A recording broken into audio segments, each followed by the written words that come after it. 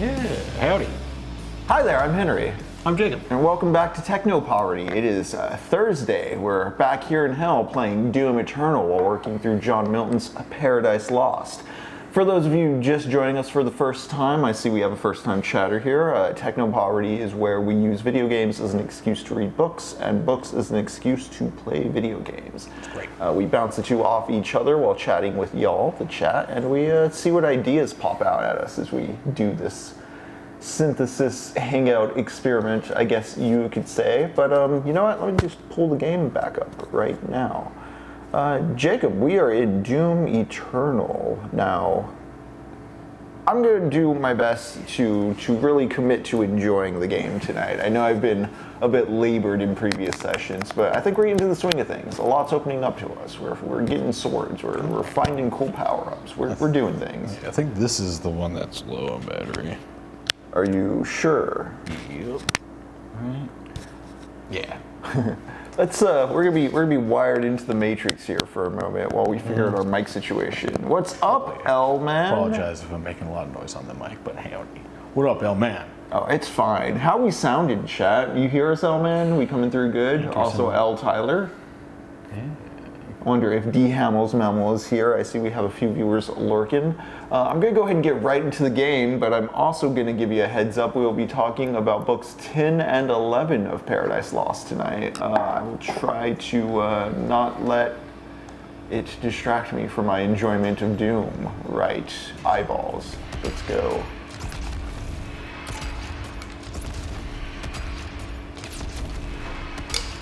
So I was jumping up there and punching it last time. Yeah. Because we weren't sure what was effective for the eyeballs, but now we found these. Oh, and it looks like it saved when I broke another one. This one was easy to just do that with. Nice. Battle through the soul factory. And then the soul factory, is that what I'm in? I suppose. Just big elder brain. Yeah. Yeah, it's just a brain. It's a, Just is a brain. For fans of Metroid, this is very reminiscent of that final boss. I'm just waiting for it to open back up on this end, I think, right now. Yeah. It does remind me of the Quake final boss as well, which is very much a platforming puzzle more than like an enemy you battle. That's kind of fun. Oh man, saying this reminds me of the reactors in Descent. Not familiar, honestly. Yeah. So dang. Very D&D themed area. Yeah, for sure. Yeah, this like soul factory. But what is the 7-Eleven of hell? What is the devil's slushy? This is just like an assembly line in hell for what was it? Souls? It's called the Soul Factory. Come on down, man. I want to chainsaw you, brother. Yeah. Brother, I want to set you on fire. Do they do any kind of grenade swallow? I don't know. No.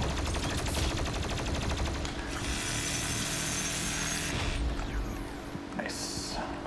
Effective. Where can I collect health is my question. Oh no. I have no lives, do I? Nope. Okay.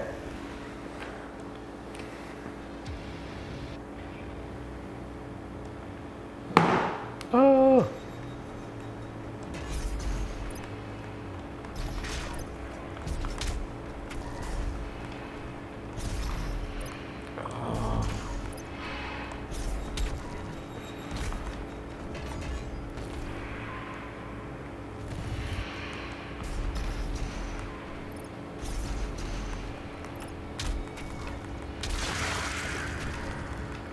Dang, so close. Yeah. I get him so red, but I don't give him to pop. A huge failure on my behalf. This has been I'm sorry, sir. I will work This better. is an ongoing issue. Yeah. This is I usually take it to completion, but sometimes it just doesn't work out. Yeah, there you go. There you go. Your clear eyes. They're like the opposite of clear eyes. You're making their eyes red and agitated. Man, so Jacob, the whole take it to completion pun. We're talking sex, folks. We're a mature show. You have to click the little box saying you're old enough to watch us when you tune in on Twitch. So we're going there. We're talking sex. We've been talking about intimacy. sex. It's part of hell, you know. Or hell, we did angel intimacy as well. Yeah, we talked about angel boning.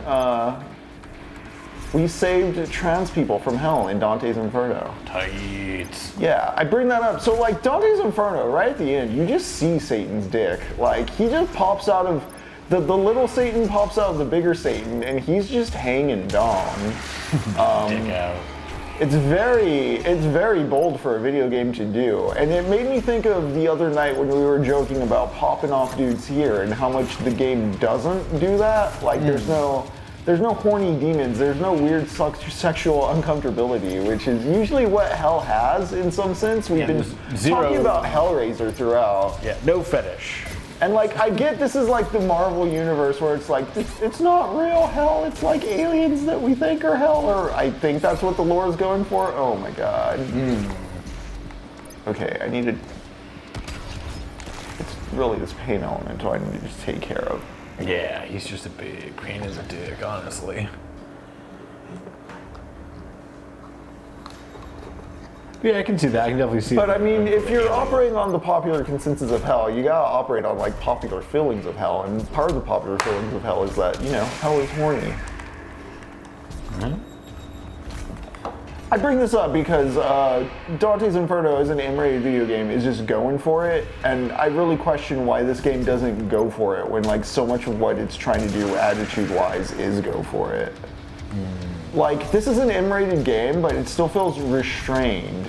It's really just like the violence of like demon grossness, but like there's nothing that's like, whoa, that's edgy. Like, remember when mature-rated games were shocking, I guess? I'm trying to think of I'm thinking like Mortal Kombat, Postal, I mean... Oh yeah, Postal and Postal 2.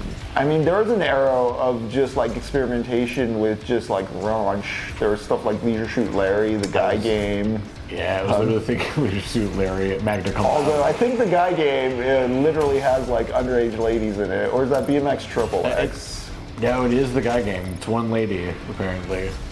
So don't, evil objects.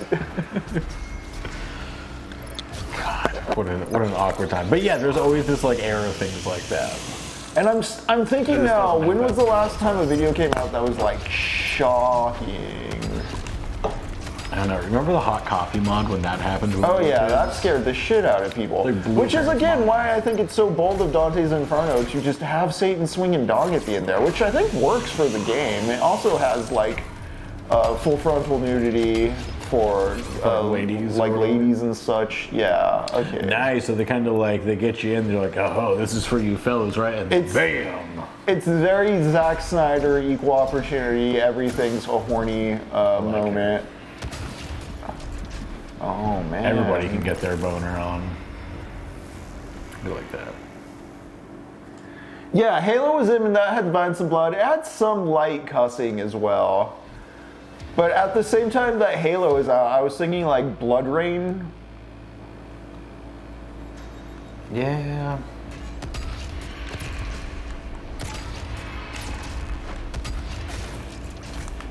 I think I'm just getting back around in some way to how I'm feeling about confused tonally with what this game's setting out to do with like what it's aiming for maturity-wise, because it is an M-rated game and yet the baby feels, the goo goo gaga, the bop it of it all.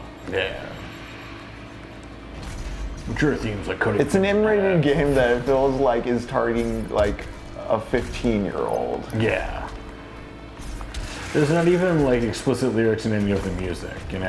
Like, it's like Tony Hawk, you're like, ooh, yeah, we got some edgy stuff going on. We got some political rock. And don't get me wrong, I love heavy metal. I love the metal of this game, but it's pretty milquetoast metal.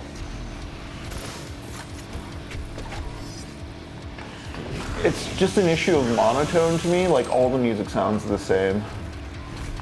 Definitely because it's trying to be like a more like wall of sound cinematic thing, whereas like, you know, those midis had to be like catchy enough to not be annoying, but small enough to like they can loop and such. So they go for a very direct like musical affect. Yeah. Maybe it's a bit simpler, maybe it's a bit shallower, maybe it's a bit less produced than this, but like, I don't know, it's catchier. I'm so bad at directing myself over this.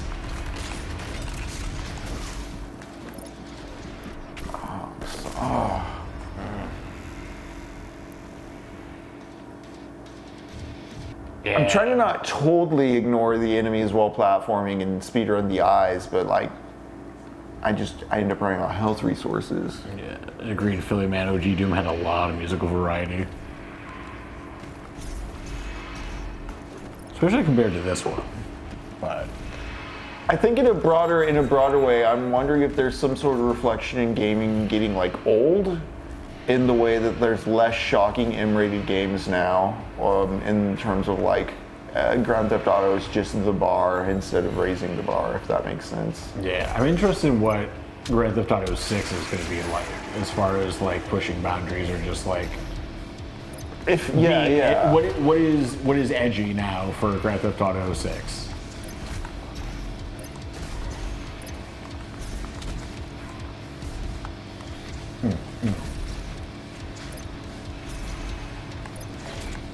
The next Doom album is going to be Sleep Token.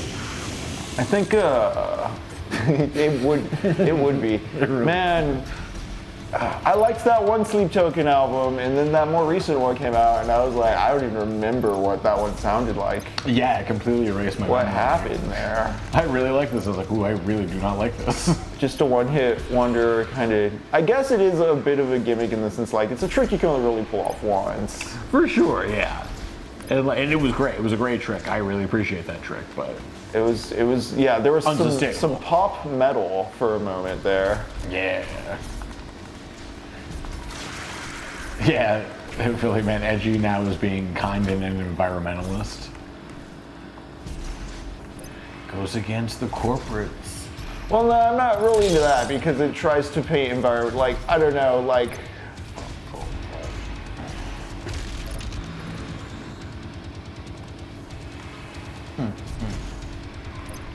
maybe more in favor, or like wholesomeness is more of a thing, but I wouldn't conflate like being wholesome with like edgy now. I don't know, that feels like kind of reactionary or scary to me in terms of like, oh, the real edgy, I don't know, even... And technically saying you're against genocide is very edgy right now. Right.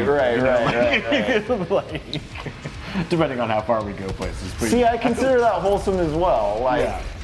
It's not that I don't think they're not like, I guess like punk rock in that sense. It's just that like I think of edginess as a set of characteristics is like intentionally abrasive, whereas like stuff like ecological care or wholesomeness I wouldn't put in the edgy category just because it's not being abrasive.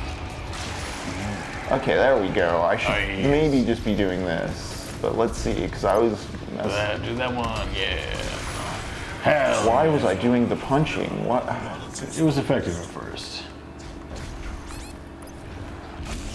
Okay, well, I need to solve this guy. It's very virginity rocks. I didn't grow up in the evangelical subculture, but I did go to a lot of like private Christian schools in middle school. To horrible Christian rock concerts. If you want to not have fun at a concert, go to a Christian rock concert. I can tell you what.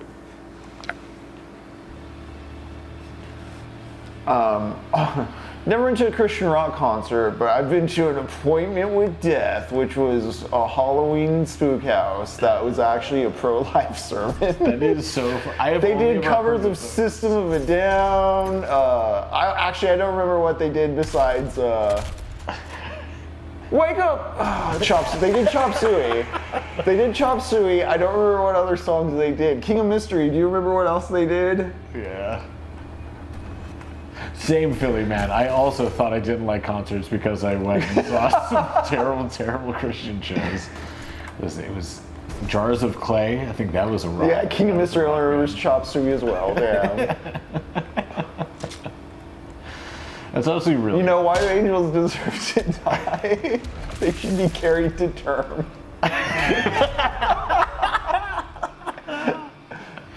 I do remember I was in a Christian school in 7th grade whenever There was a Slipknot song for sure. Did they do Down with the Sickness? I feel like they did. They had to have done Down with the Sickness, right? Like that's right in that over here of just like. It was so popular they had to. By 2007, like the kids who had like been permitted the least amount of cultural exposure definitely knew at least Down with the Sickness and Chop Suey were things. Like. I did the intro. I love. Gotta love religion. Organized religion's pretty sweet. I was thinking about that. I was thinking about that in terms of like Christian coffee shops and remembering like local ones that would host acoustic events and stuff, even if it wasn't like explicitly like evangelical. Yeah. Because I was thinking about, because Doom feels like this Doom feels like it's for Christian kids kind of in that way, where it's rated M, but it's like, it's rated M in a cartoony, gory way. There's no titties, there's no sex. Yep. There's no bad words. Yeah, like there is extremely hyperbolic violence, but like it's within the context of like bumper cars. It's not. Yeah. And you're fighting demons, you're not hurting people. Right. Right. Demons deserve to get blasted. Horrible violence upon them. Why am I using this gun? I'm reverting to my bad ways. I need to also be torching things for that sweet, sweet armor. There you There go. we go. All right, now we're dooming. I love that move, but that would hurt so much. Just getting your head cracked down into your chest. It's not seem fun. Also, that doesn't seem very fun. Yeah. No? Biff bap bop. Yeah, oh man. Absolutely biff bap bop. Oh, you can drop that thing down on him. Oh, is that what this button is? Yeah, okay. I was like, what is that thing? Okay. Did I get him? Got one of them, I think? I think I got. I'm just trying to get this. Oh.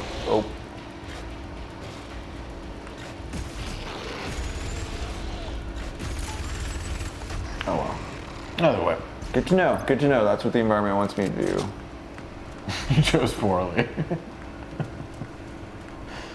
Dun, dun, dun. Man, they've just been giving me mastery tokens. I love it. Okay, let's upgrade. Let's get some blanks. So when we last left Adam and Eve at the end of Book 9 of Paradise Lost, they just bitten the apple and they were in an infinite battle of just blaming each other for what just happened. Let's see, what do we want to do with the ice bomb? Just arguing outside of a Waffle House at 3 a.m. No, they're still in paradise. Okay. And so the last two lines of Book 9 are really powerful. I'll probably read them at some point because they literalize and render explicit that these two humans now possess behaviors that up until this point have been associated mostly with demons as far as like the vanity and the inability to look inward goes. Again, at the beginning of, I think it's Book 4, when the angels are alert to Uriel's fuck up, no one like blames Uriel. They just all kind of get on it real wrapped and professional like. So you're seeing the humans becoming more complex, flawed things. But anyways, because they ate the fruit and they're yelling at each other, angels see them and go up to heaven and go like, "Yo, G-Man, it happened." And he's like, "Yep, that's what I thought." Dang. He's like, "Hey, Jesus, you wanna go down there and tell them the bad news?" And Jesus is like, "Sure, I'll go on down there." So Jesus goes on down there, and Adam and Eve hide from him, and he's like, "Why are you hiding? Like you're rocking some solid bods." Adam, what's up? You're rocking that missile. Yeah, Adam, you should be walking around in glory with that absolute unit. Eve, your breasts are a great bounty to the race. Iraqi can do Shakespeare. You are beautiful platonic ideals of human beings. Why are you trying to put clothes on? What's up with this? What's going on? And you know, he's giving him a moment to like just come clean and tell him honestly. And Adam takes a moment and then goes on some bullshit. He goes on this very long rant about how like, well, Eve made it look so cool. And so tasty, and she's so perfect, and God made her, and if God made her, she can't be wrong, right? And so I had to eat the fruit, but I did eat the fruit, but Eve made me, so. Yeah, I didn't do it. You know, just a very passive confession. And oh God, I should really just chainsaw this dude? What am I doing? I don't know what was happening with that one. Getting lost in the sauce of Paradise Lost. Let's slaughter more judiciously this time when we get over there, shall we? We'll leave a pin in Jesus talking. Well, after Adam's all fucko about it, Eve's just like, yeah, we did this. The serpent told me. She's much more fearful and straightforward with it.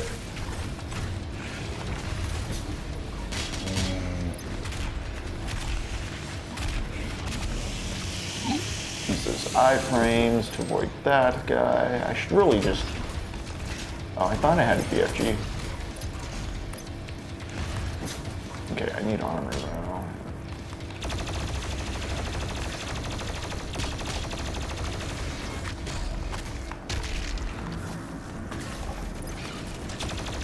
Jesus. Oof, get all this armor. Although, like, I wish I collected more armor. I need to check my power-ups for that. Oh, okay, more guys. Maybe.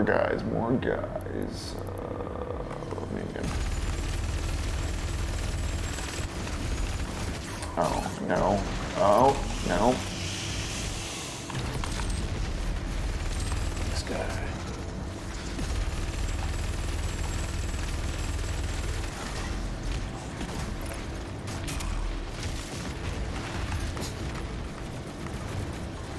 Those screws are cool. I should probably have come deeper into this room earlier in this fight, but cool. You do what works. I feel I have a versatile enough armory now and an understanding. Like this is the loop, you know? This is the flow. Maybe I've finally eaten the tree of knowledge. Oh no. Oh, Jesus. Oh, come on. I'm going to rip you apart. There you go. Attaboy.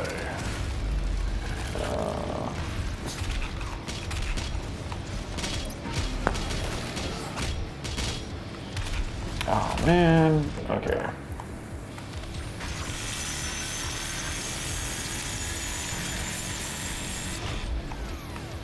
Oh, there's enough here. Okay. Oh, nice. Yeah. There you go. Some things. Oh, nice. One of the green guys. Right. Put them all down. Yeah. Oh no. Oh man. Heal me. Oh, there he is. There he is, that bastard.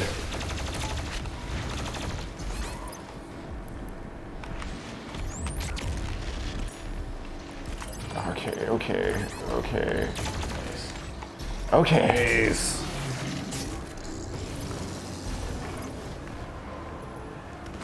Oh,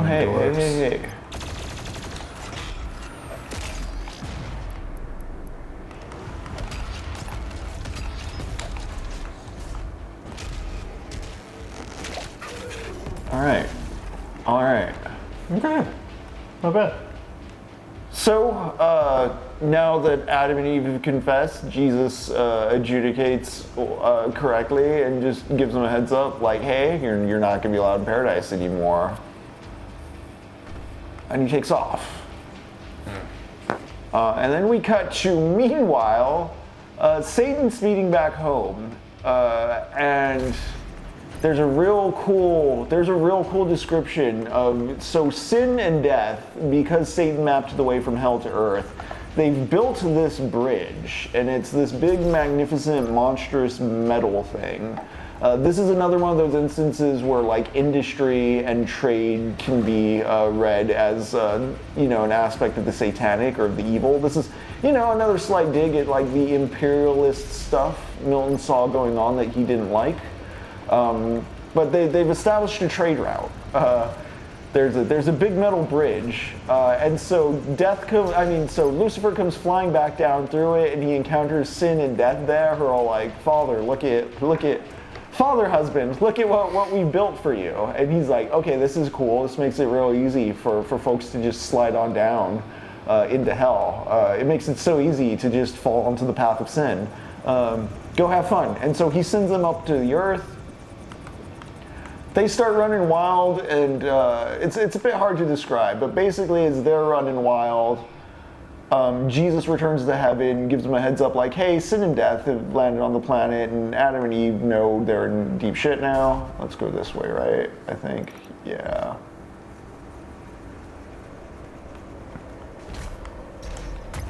Cool. Nice. Yo. And we get basically an explanation for the seasons and the cycles of weather, but also like the cause of plague and disease and natural disasters, all that stuff. Basically, as sin and death are running amok, there's an army of God's finest soldiers trying to counterbalance their effects on the earth, and because of that, there's the balance of nature, basically. Because, before Adam and Eve were biting the apple, they were going to stay in Eden, where everything's cool and harmonious, work's cool, there's no pain in childbirth, etc. But no, they're getting kicked out into the world now, and the world's being ravaged by sin and death. It's a constant battle.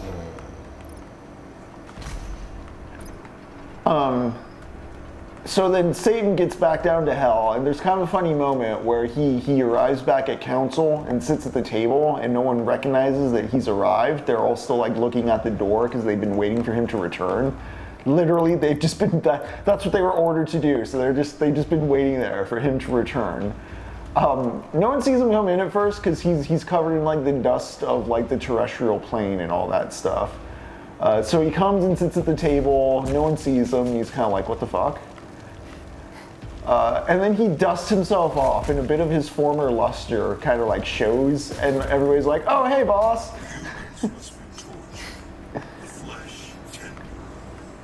What's up? Yeah. And Satan goes on a victory lap speech where he talks about how he's corrupted the greatest creation in all of God's like realm, yada yada, with the corrupting of man. And he does like a dramatic pause to hear cheers from his demon friends who are supposed to tell him he's the coolest, biggest boy ever for doing this. And instead, he hears hisses. And because Eve told Jesus, the snake made me do it, God realizes, or Jesus realizes, and God knows the form Satan takes, the snake, he turns all the demons down there in hell into serpents. Because of what Lucifer does, everybody in hell gets this punishment. Damn. Even though, they really didn't want to do it, they just kind of let their boss talk his shit and then run up there and do it on his own, even though hopefully he was just going to die, maybe, and they were never going to have to worry about him again. You just get smacked and they never have to deal with him. Because remember, throughout this story, they're still angelic in form. They still have some of their former glory. They're still shape-shifting. Okay, there's a totem nearby on it. I just love that God will do something like that, like turn all the demons into snakes, and the devil will still be like, but I can still fuck this dude up. Right. You cannot. Well, it's cool now because in this form, I guess I'll nip at the heels of everybody for eternity, and that'll be my revenge. Like, I get to crawl on the ground. It's tight. Like, dude, just take that. I can't even rest in my own skin. It's always going to be shifting. There it is. There it is. Gnarly. She shapeshifts my demon till it turns to snakes. Yes. Yeah. Like he was shapeshifting into like a cormorant, which I think is a pretty cool form, and also like a fucking serpents, angels, fake angels. Like angels don't know hypocrisy, so like it was very easy for Lucifer to just look like a good angel and then go around pretty undetected. While he was like mapping out the world. Like, again, all his thoughts were about like, oh, well, God's gonna get me, God's gonna get me. I have to do this quest to get back at Yahweh. Like, the big man's like, deserves my spite. And it's like, no, dude, he's watching man playing Mortal Kombat. Like, that's what I'm talking about. He's like, dog, I got this dude Coppola, he's making this shit called Megalopolis, but that's not the good part. The good part is he's gonna drop that movie, and somebody's writing a letterbox review that only says more like Megacoculus, and people are gonna go ape shit for that, and it's gonna be dope. It's gonna be incredible. He's just like, it's the little moments. It's the little moments they surprise me with. Yeah, yeah. It truly is just the smaller things in life. Life is not but grandiose. Yeah, and so Satan them all have been turned. Yeah. Momentary setback. I got this. Yeah. Yeah, Philly man, it is very Pinky in the Brain. So Pinky in the Brain is Satan Beelzebub in this instance, like gassing each other up. Yeah, Beelzebub just like, sounds good, boss. Go do it, boss. Hell yeah, boss. And he's like, all right, Pinky. Today we're gonna spit in the face of God. Like, that sounds awesome, dude. No consequences will surely come with that. Speaking of, have you ever seen the animators that Pinky and the Brain are based off of? They look exactly like the people who drew them? No, I've not. No, like the two dudes who like Pinky and Brain are like their faces and forms are kind of after look exactly like Pinky and the Brain in human form. It's honestly very funny. That's great. Okay, where's the switch out of here? I assume it might be up. Oh, I passed a secret, did I?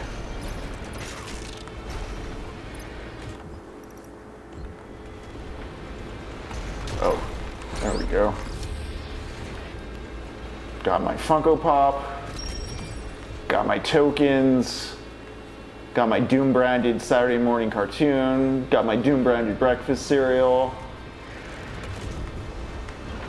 Got my THC edibles. Yes. Oh man, thank you. Big W for THCA in Texas. Dan Patrick fucking lost. We get to keep THCA in Texas. Oh, cool. Yeah. Lost his little stupid special session and had to admit defeat even though he disagrees. Okay, there's some secret. Okay, I see. Yeah. Get those boys. Nice. I'm on to Your Ways video game. Green means go there. Bullshit.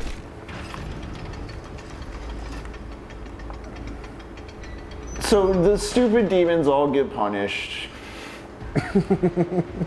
As they often do. There's a great bit right at the end too. I love it because it's both very in character and consistent with the whole poem, but also very Milton throwing shade at like the pagans, the Greeks. Who are the Greeks? Basically the non-Christians in this part, because like right at the end of this whole section where they're doing serpent conversion, there's a passage where they're like, wait, we'll just say, I forget the exact name in Greek of the primordial serpent from the Greek legend. Oh shit. Yeah. Oh damn it. I'm not prepared.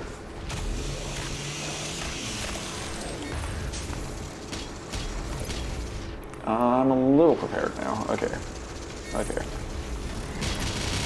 You are gonna give me armor.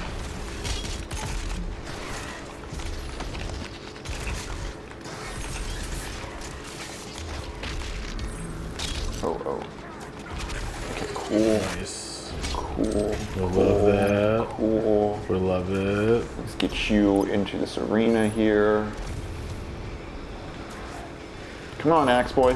There we go. Oh no. Don't do that, boss. There we go. I will say, in the sense that Milton has a lot of comparisons to like resource extraction and imperialism and all that to the mechanics and the conquests of Satan. He's both, shitting on the Spanish, but also kind of being ecological minded when he's calling like mining operations a harm to Mother Earth and all that. This game is getting me into resource, like I'm realizing this is a game of resource extraction. It is of me looking at my opponents and being like, where can I find oil? Or do I need the diamonds here, or is this where I build my data center? Yeah. Ooh, yeah. Armor me. Like, Give me the armor. If anything, maybe like this is labor. I just harvested them for my factory, and now I get to compete with other small business owners, i.e. this demon. I think there's a read there. Maybe the most sensible read so far, as far as like what this game wants me to do, is it wants me to do resource extraction. Oh, what up, Matt's Gaming Booth? What up, Matt's Gaming Booth? Axe Boy, bro, that's a girl. Oh, are they ladies? Are they? That's cool if so. I wasn't sure.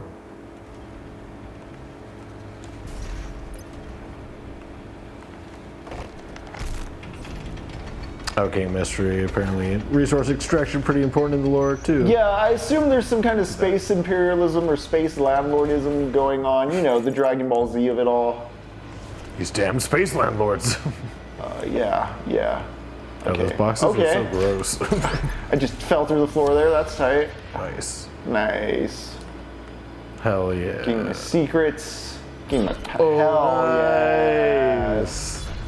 All right. Okay. Good to know. Cool. Good to know. You got one get out of jail free card. Yeah, Frieza was just a galactic slumlord.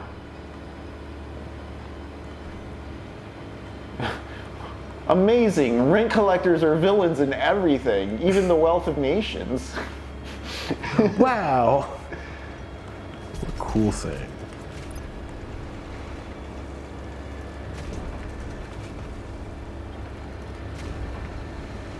Yeah, crypto just assumes its value itself. You don't even need to extract the resources. You don't need the unobtainium. You can just lie about having it. We got the unobtainium, folks. They said it was impossible and it couldn't be gotten. We did it. And then right at the end of book 10, we cut back to Adam and Eve, now aware that they're going to be banned from paradise, now fully endowed with the knowledge from the fruit. They're both very scared. So they start praying, and that's where book 10 ends. And we'll talk more in a moment. Let's get on with this level.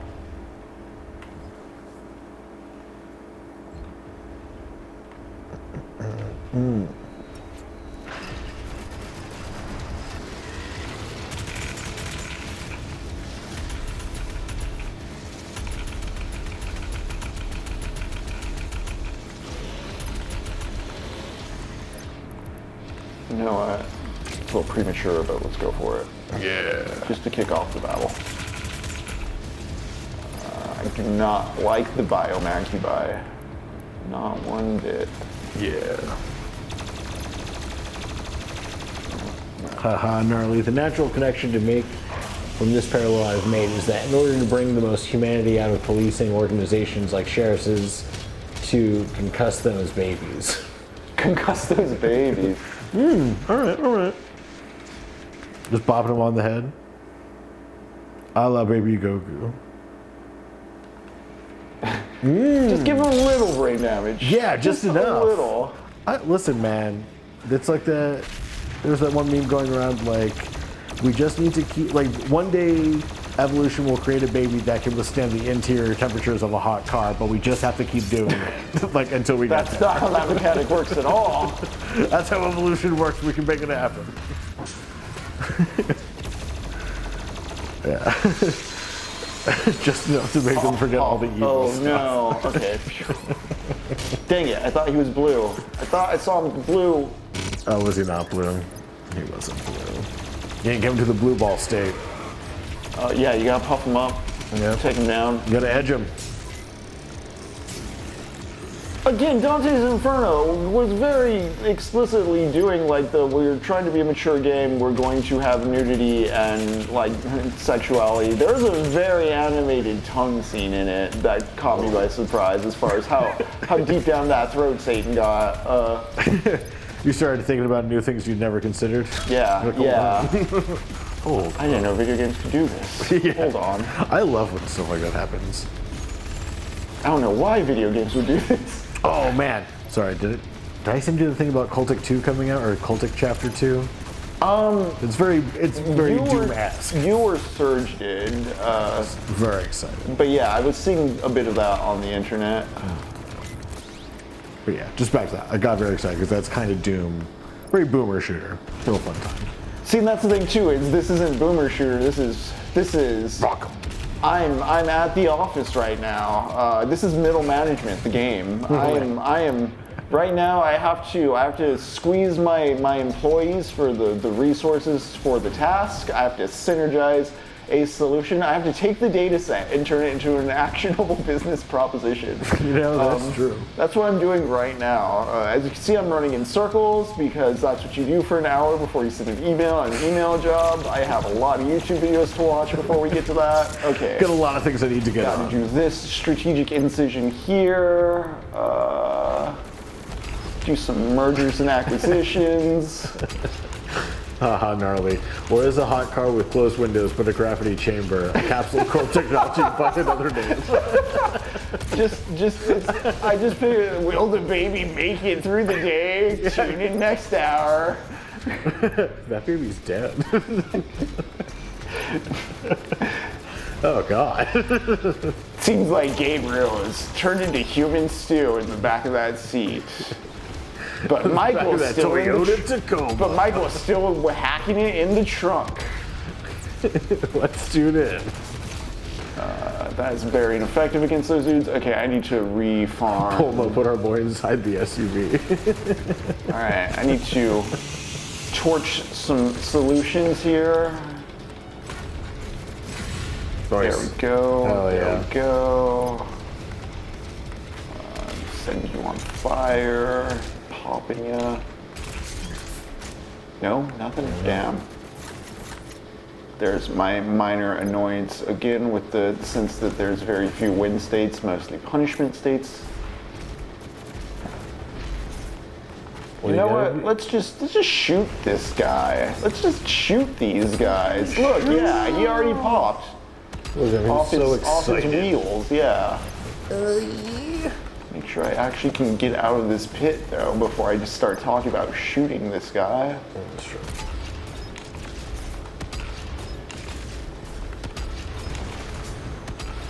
Oh, whoa. Get him. So the thing is, a regular kill is when your employee just does his job.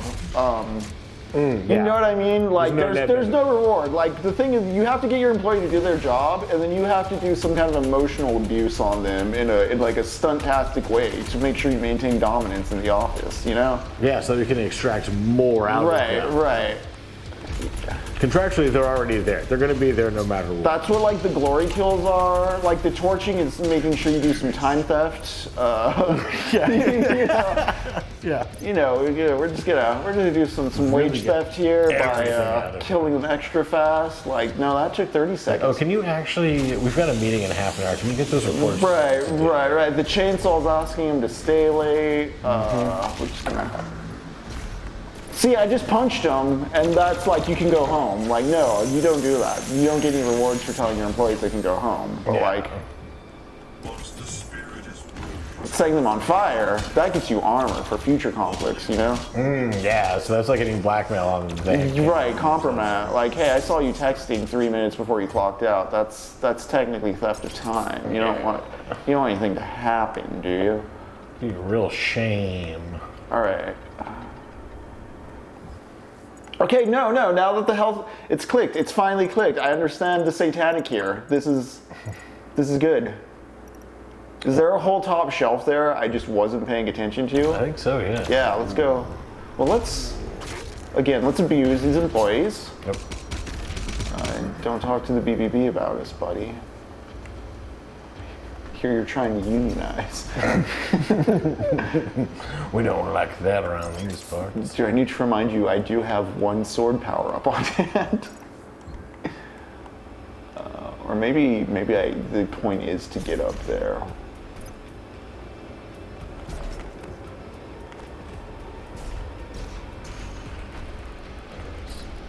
Bulma, put our boy inside the SUV. Hell yeah. Power that boy up.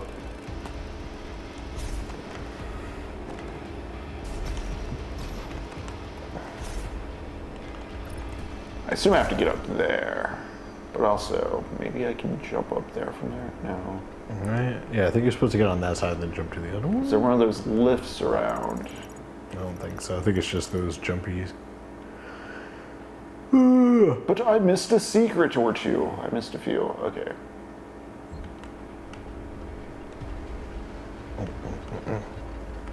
I just have to aim my jumps right, don't I? Or wait. Yeah. Or just do this. No? Hmm?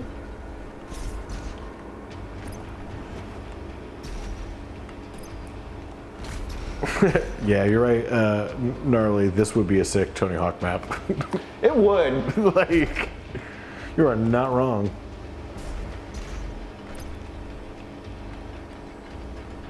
Yeah. The 1 and 2 remaster really reminded me how much like just classic arcade game Tony Hawk's is. Like it's very early 3D, and you're like, oh wow, a skating game. I've never seen anything like it. And then you play it, and you're like, oh no, this is very classical video games. Like in a good way. That's not demeaning to it, but like I don't know. Especially because like when I came back to it as an adult after having like picked up fighting games and learning a bit of like Street Fighter and all that, I was like, oh, this is how like combos and chaining things together and like. Yeah. This is where the actual fun in the score chase and all that actually is. Yeah, you're like, oh, okay, I can see how I can get this up.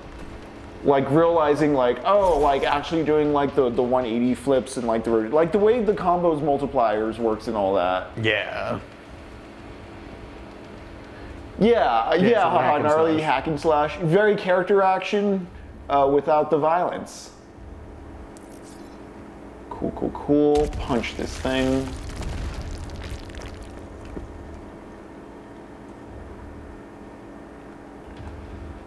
So book 11 of Paradise Lost once. Oh, cool. Oh, dang. All right. Hold X to continue. Okay, actually, let me go through my notes for book 10 then, if the hub world's next. Because I know there's some more specific stuff I kind of gleaned over while talking about book 10. I just want to make sure I hit some things with y'all. Necroval, part 2. Okay, look, looks like it's a continuation. So you know what? I will just continue talking about book 11 then. Keep in mind there are 12 books in total. Books 11 and 12 are kind of the end.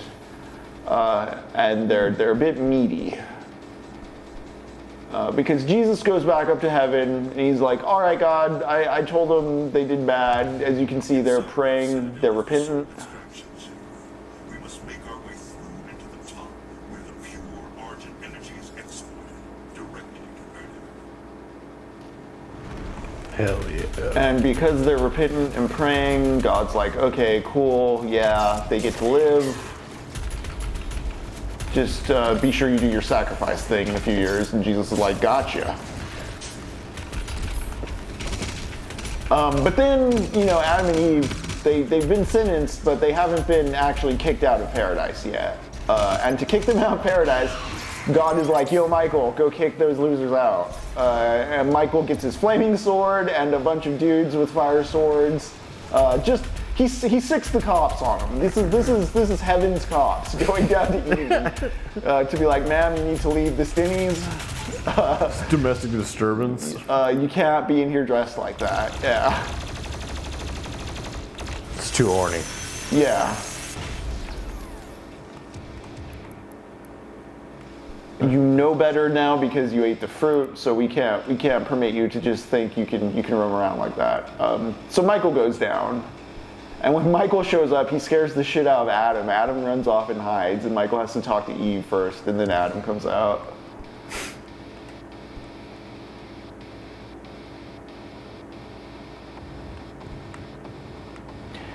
Yeah, expression and optimization. Something interesting. Well, Dante's Inferno was like middling in the genre, not in a bad way. I had fun with Dante's Inferno. It was a fun B+. It was a little empty calories, but in a good way.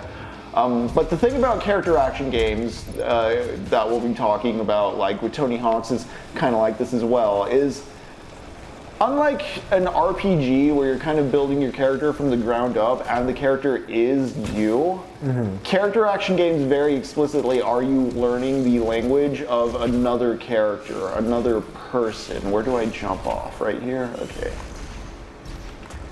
So like through mastering controls, you're like, it generates a sense of intimacy with the character. Yeah.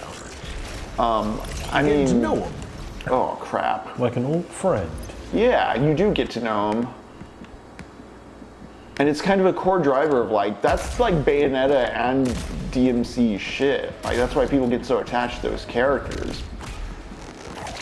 You know, the way they change or stay consistent entry over entry. You know, also they have really well considered like soap opera plots to, you know, give those characters something to bounce off of. It's not just like, this, I'm a blank slate character, I don't get what I'm bouncing off of. I don't really feel powerful. Everything's in a state of constant fear of me, I guess. Like, I don't have a latitude of emotions as far as like who the Doomslayer is, why he should be cool. Yeah, really any personal details. And yet it's asking me to learn so much about being the Doomslayer, which up until, you know, this very session where I had the epiphany like, oh, it's extraction, I'm a middle manager. I've been wanting to be the boss or, you know, in rebellion against the boss, but no, I work for the boss. Yeah. You're a tool. Right. Get a time card. Time will tell, I guess, if the plot makes use of that in an interesting way. To its credit, I think right at the end, Dante's Inferno has a little plot twist where you save Beatrice's soul right before fighting Satan. And then Satan's like, actually, Dante, I didn't care about Beatrice. I wanted you down here because you're so strong, you can break my chains and free me from hell. So, you know, you accidentally free Satan, and then the final boss is you fighting Satan. And so there's some kind of like almost cogent thesis going on about like the murder hobo mindset video games get you in being like the thing that frees Satan. Although at the end it's just like, oh no, and then you just beat up Satan with that very same impulse, and I guess you are Satan now, or you're stronger than Satan. Congratulations. You know, it doesn't really cohere into a plot point, but it's a nice attempt at something. Yeah. Also, more so than what Doom has thrown at us so far. What's up, Arash Mickey?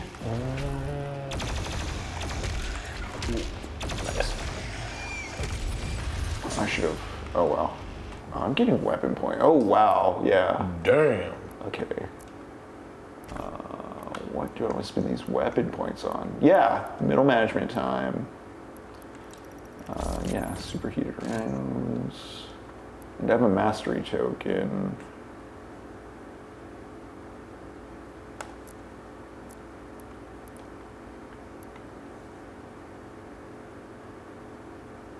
Yes. Hell yeah. Should have gotten that sooner, in all honesty. I still have these other points, though. Yeah, King of Mystery, I'm starting to think that Satan guy's a bad fella. Maybe. I haven't gotten any of the lock-on powers, wow. Or the chain gun. Oh yeah, I should use this mode more. Oh yeah, the energy shield. We've been neglecting these upgrades. Actually, we got a lot like level before last, haven't we? We just kind of didn't cash in at the end of our last session. Yeah, I think so. I think we were so focused on like what was happening, like the points you could get inside of like your little. I really don't care about these map upgrades, though. Okay. Yeah, those ones really do nothing. I mean, they don't do nothing, but like. I'm gonna make more use of the minigun shield. There's been a few times where I should have been like, okay, using this now. Some big boys.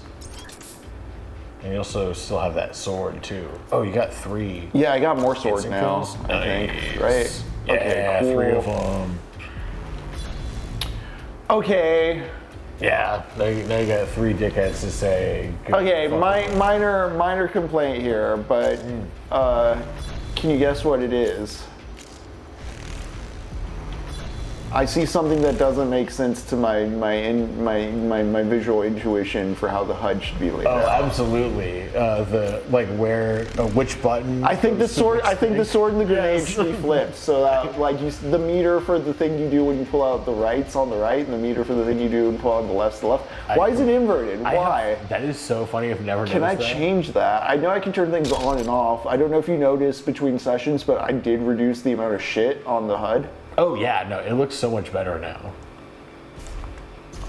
But yeah, that's very confusing. The grenade and the sword spaces. I'm really like, please shift.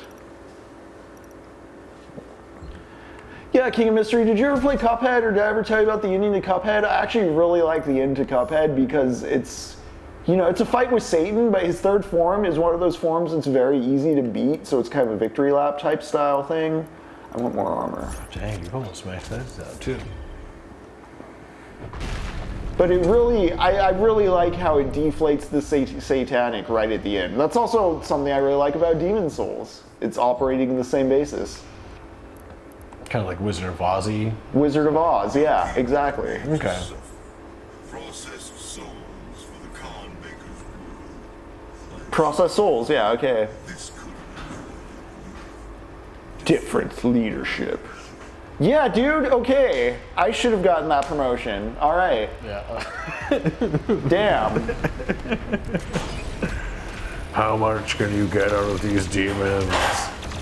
Man, we really should make make our own Doom game. I'm sure you just can being an office manager. Oh yeah. But same kind of thing of just like, no, you can't go yet. Like you're All right. shooting more paper. Please do it. You shoot paperwork at people. Oh. Yes. It wasn't very useful. But That was pretty useful though. yeah. Yeah, nice.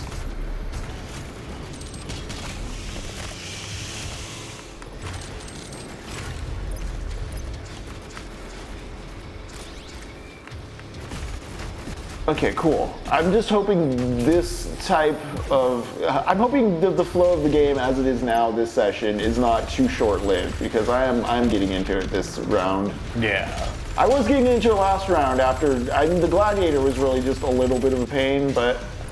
For sure, but it wasn't so much that it was just like... Yeah, nothing made me stop. We are gaming. Yeah. I think also too, like, as you get all the weapon upgrades and stuff, where you don't have to worry about doing all of those little things, like, then you can just play the game. It's a fun game. Especially now I can bank more armor. Oh, shit. Okay. Yeah.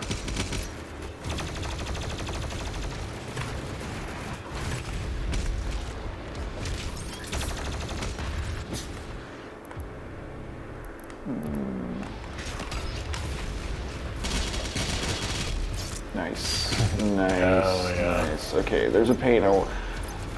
I'm annoyed by the pain elementals, but I think I just haven't really figured out their loop yet. Damn.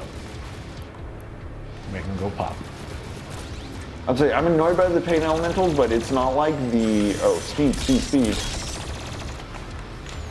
It's not like the Archviles where I'm disappointed. I'm kind of disappointed with the Archviles, honestly. They're kind of weird and boxy, and they stay still in ways I don't like. Yeah, they don't really do They're it. such a agile and scary thing in Doom 2. And here it's kind of like, this is it? Okay, what do I have on me? I have this guy, okay. Nice. Except I didn't get any. It killed him too fast. I should have harvested him for something. Who's around? Okay.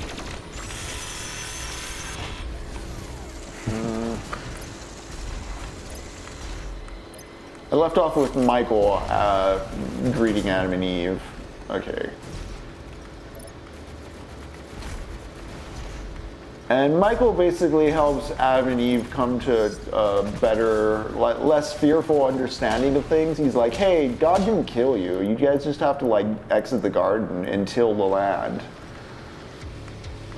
And God did say, in order to alleviate Adam's despair, you can tell him a little bit of the future. Just tell him a little bit of the future, so that he doesn't get too down on himself. Even though the first thing Michael does, when he's like, "Hey, dude, things aren't gonna get too bad. I'm gonna show you some of the future, so that you're not sad." The first thing he shows him is Cain and Abel. Just like, hey dude, I know you can't garden thing sucks, but like, trust me, the future's gonna be worth it. I'm gonna show you a slideshow of what's to come. Here your son's killing each other. Here's your son killing your other son. First off. This will make you happy, This right? will make you happy, right? And then he shows them a bunch of different types of like sinners throughout the ages, and just like warns them about like the great sins like gluttony, lust, etc. Just like be reasonable, don't be lustful. Enjoy food, but don't overeat. Like, be healthy. Just be a virtuous person. But he keeps showing them these horrible things. He's showing them like kingdoms falling, and he's showing them like orgies happening and stuff, and just being like, oh, and don't be sad, bud. Yeah. And Adam's just like, what? And then he starts showing him the flood, and like so Adam just sees a bunch of rain falling, and it's horrific to him. Like he doesn't get to Moses. I mean to Noah yet. Michael's showing him the flood, and Adam's like, damn, this is awful. Can you stop this movie? And he pauses for a moment, and he's like, okay, I know everything's been really awful up until this point, but just stick with me. This Moses guy is kind of cool. I mean, this Noah guy is kind of cool. He doesn't bring up Moses yet. Damn, okay. This shotgun's not for fighting this guy. Did I just fall down a pit? Nope. Yep. Yeah, did it again. I can't have too much fun with books. I have video games to play. True.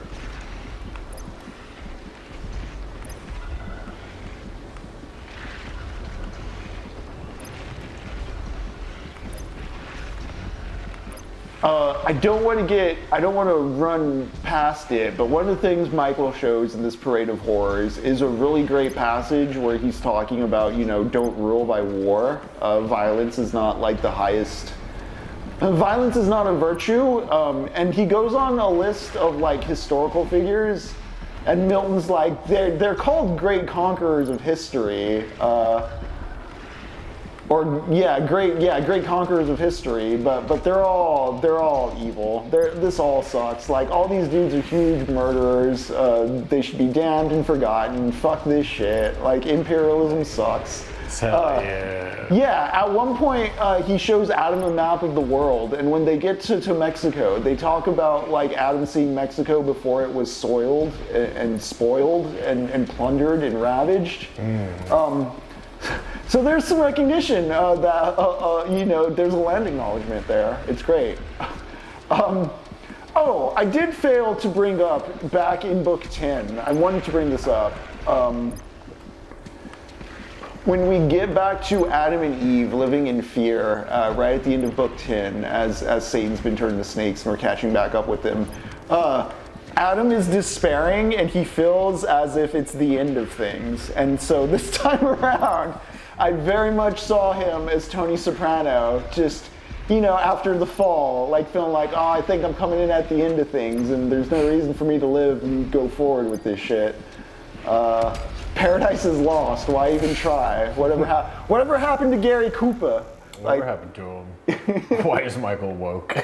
Yeah, why? Well, because the angels do land acknowledgements. Like, hey man, Milton woke? Question mark? Oh, I didn't finish it earlier, but like a dig Milton was taking at the Greeks is like, as a consolation, the demons, after turning all the snakes and serpents, are like, well, you know what? We'll just lie and say we're the oldest religions and like we were created before God, and that's kind of Milton. And then Milton goes on this whole genealogy of Jove. So he's just explaining how like Greek mythology and all that is root, like how Paradise Lost reconciles Greek mythology and a lot of other history, honestly. A lot of the asides throughout the story that I've been talking about is like when Adam's being shown the world and all these places, or Milton's taking digs at historical figures or forms of monarchy and imperialist like plunder. Again, a lot of this work is reconciling the idea of free will in the age of industrialism and like what was now known about history that wasn't known before with kind of like biblical Christian interpretation. You know, Protestant interpretation for sure. But yeah, Milton was taking his whole free speech, we're all God's children, solidarity stuff, fuck the king, we need a parliament ideas, and wrapping them all in theology throughout this work. That's kind of the point.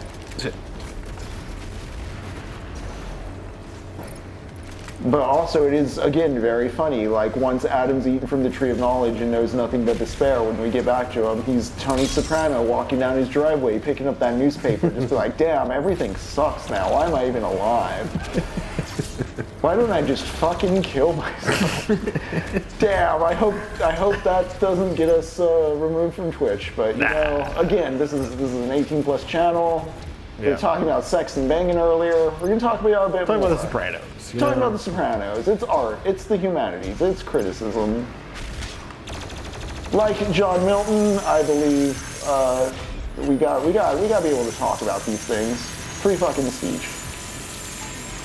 The real kind, not the I need to say slurs kind. Yeah. But I gotta say my slurs.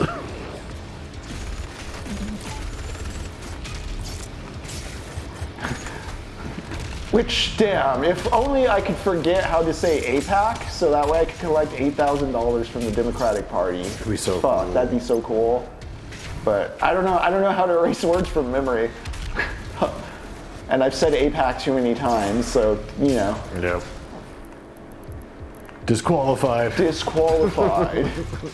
Like, no, we were so close. I'm still trying to figure out, because Evo got bought by the Saudis. I was like, how do we ride that train? Yeah, right.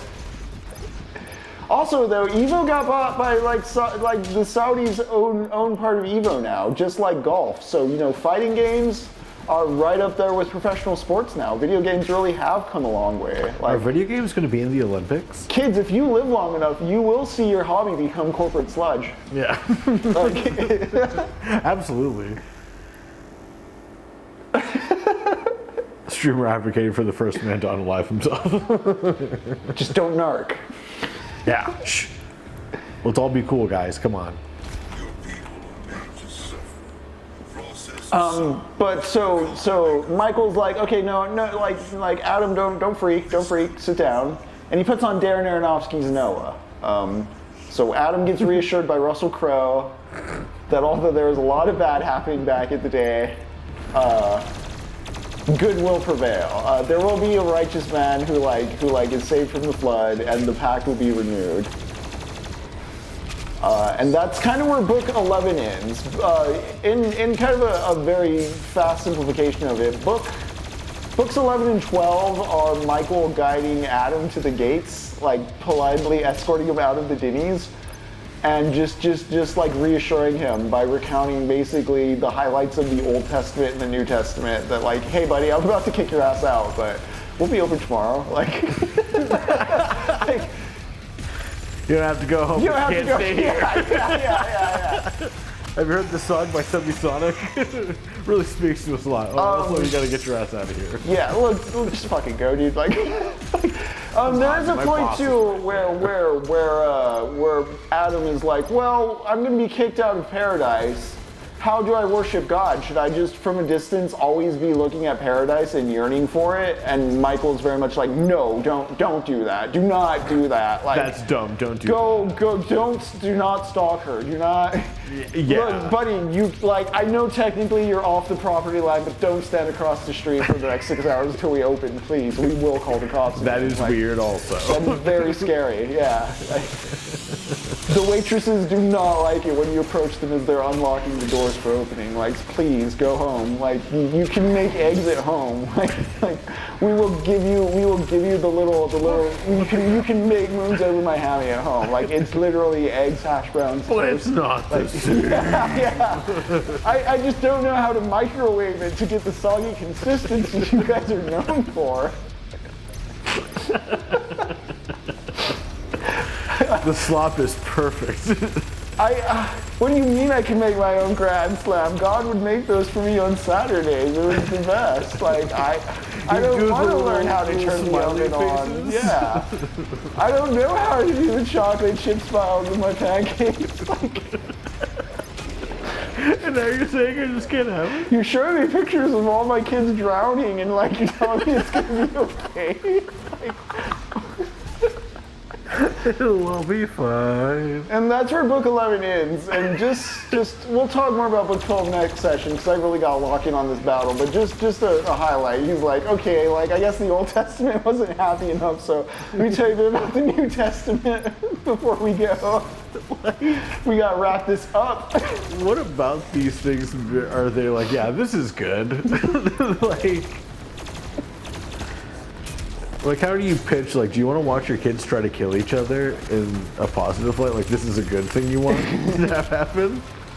I guess this is what being president is, you know? Yeah, you gotta figure out, yeah. Damn, hash browns do sound good. I hate that I talked myself into wanting some Denny's. I know, dude. We are not sponsored, no family. Yeah, don't go to Denny's. I went to one recently. Denny's give us $8,000 a month. Yeah, I mean, if Denny's will give us $8,000 a month, then I'll shut my fucking mouth. But until then, oh no, what was that? They're real expensive.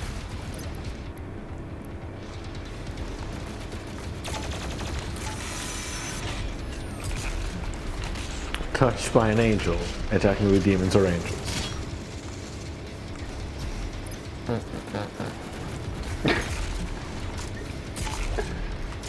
Oh, I should be flamethrowing things, honestly. There we go. Nice. Did I kill? No, I was there's the big guy last time. Where's my prey? Okay. Keep the small guys alive. Actually, I need to chainsaw some. But I have a rocket launcher, which is good for that guy. Now we're playing Tetris. We're finally back to the Tetris loop. Doom 2016 was so much faster at getting me to. But you know what? I'm having fun. Yeah. He might actually be doing it, folks. He might actually be having fun this time. I've made a heaven out of this hell.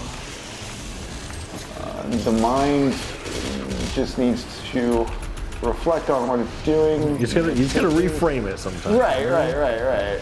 Once you realize what the actual verbiage of the thing is, and it makes sense. Again, video games aren't hard, but they're it's like learning a language. And I guess both I've learned this language better than in previous episodes, and also it's telling me more than try to get my combat multiplier even higher. Yeah. You've got all your little fun gadgets and I'm not just I did not in fact just decode this language in order to read messages like put AA batteries in this machine. Yeah. Not even just batteries not included. Oh great, thanks. Fully charged duration 7 to 8 hours. Alright, you. That was probably one of the most annoying things growing up is getting toys without batteries. What are you doing? Sorry guys. I need my batteries. You can be sawed. Flame them. Precious resources.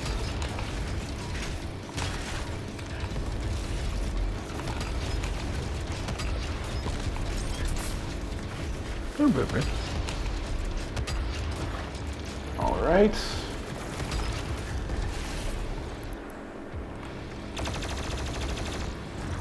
Cool. Nice. Hunted. Oof, man, pulling the spine out, that's devastating. All right. TPS reports almost done. Nice. Nice. Fourth quarter earnings report. Oh yeah, the encounters. Like we've been clearing encounters and getting weapon points, which is why we had such a huge amount. Yeah, we're right back to 2. Oh, there's some lore over there, eh?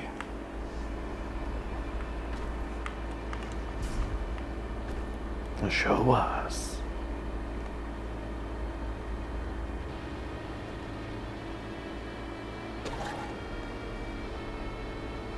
Your kid doesn't understand your fishing metaphor, so you have to come up with something else on the spot. It was annoying that the commercial had to say it too. All right. Pop some demons in the dick.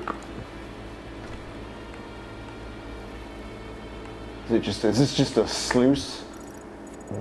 I missed one secret, eh? Gotta pop that demon pussy. Yeah, right there. You've had a secret. I don't really like doing these tests. These time trials. Oh, it's my least favorite enemy too. Yeah. Or second least favorite. At least, I hate fighting these guys more than the Archvals, although I find the Archvals less inspiring. I'm just gonna lose a bunch of resources, aren't I? Yeah, maybe. I should have done the charge pop. Oh yeah. Rash Mickey, you're a kid watching a cool commercial and at the end. Batteries not included. Was it batteries not included? Yeah. Also, a lot of the times I saw like the action figures, I really just wanted like the dioramas they were playing with. Like, man, I want that Yeah, sweet, like New York sets, City. They would like. I remember that with Beast Wars, especially. They'd be on rocks and stuff. Dude, I remember, what was it? The Teenage Mutant Ninja Turtles. They had like a New York City display. I had one of those like Batcave pullouts from Batman '89. That's pretty cool. Nice. Yeah, it's like that and Mighty Max. Mighty Max I loved. Yeah. The cereal's part of a balanced breakfast. If you include 2 eggs, some bacon, some hash browns, some wheat Things with toast, nutrients. some whole milk. Yeah, if it's 10% of the meal, it's about Yeah, you might have something. the essence of hell. Yeah, okay. same Rash Mickey. I really cared about all the other things except the toys. I was like, man, why aren't they selling those things? Oh, something I didn't bring up is when Satan's going back down the highway to hell, the newly built information super hellway, Chaos is like knocking on the rails, like on the outs, like it's guarded rails, so like nothing can get in or out. It's like a tunnel, I guess, more. But Chaos is like knocking on the outside, like, hey guys, it really sucks you built this in my realm, and just everybody's ignoring him. It's very funny. Like sin and death are on their way up. Satan's on his way down, like dancing. No one's listening to the dude making the noise complaint. He's like, you just built a bridge in my neighborhood. Like, what the fuck? Come on, man, don't be a party pooper. Just let us have this bridge. And I do want to bring up, as I'm bringing up the land acknowledgements and Milton's, calling conquerors, murderers, and like bastards of history, etc. Orlando Reed has a book called What in Me is Dark, or What in Me is Dark, I believe it's called. There's a Revenant around, isn't there? That's what There's the arch Archvile up on the other side. Archvile, yeah. Yeah. But there's a book called What in Me is Dark by Orlando Reed. It's about just the various revolutionary writers and activists throughout history who have read Paradise Lost and have had interesting takes on Paradise Lost. I thought there was a boost somewhere. I guess I have to jump. Or just take the stairs. Just take the stairs. Get downstairs. Nice. Like, I ain't gonna fuck with you. Yeah, I don't like them. I don't want to test them. I don't want to learn about them. You also got that sweet sword, too. That's true. That is true. I need some armor. Does this, how useful is the sword against? Yeah, that's a good question. I would think it would have to be halfway decent. I'm gonna run from him for now. I need to harvest some armor. Yeah. Is there some little guys around I can torch?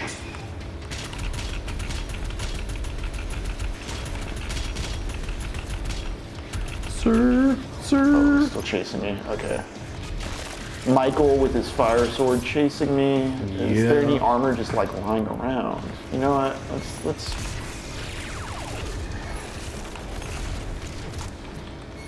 Other way, right? No? Did that count? It doesn't count at least. Okay. Does it? That's good. Oh, it doesn't quick weapon though. Oh, it doesn't? No. Oh, fuck off. That's boring. Oh, can you freeze him after though? Get some extra shots in or some shit? I'll try it a moment. I'm a little more. Yeah, all good, all good. So it's like, I just never even thought about that. I'm stuck in that corner there. Okay, let's just get him up here. Nice. Come at me.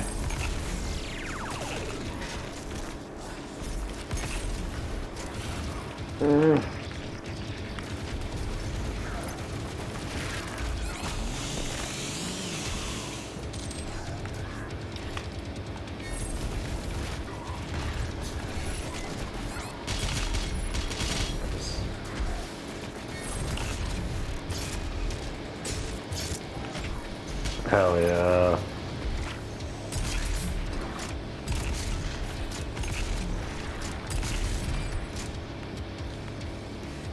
And so we've learned the language of middle management. Yep. I'm gonna be regional vice president in no time. You can now cast dark magic spells on your employees to summon profits for shareholders. Secret this way? Yeah. Okay, so there's a secret somehow back there.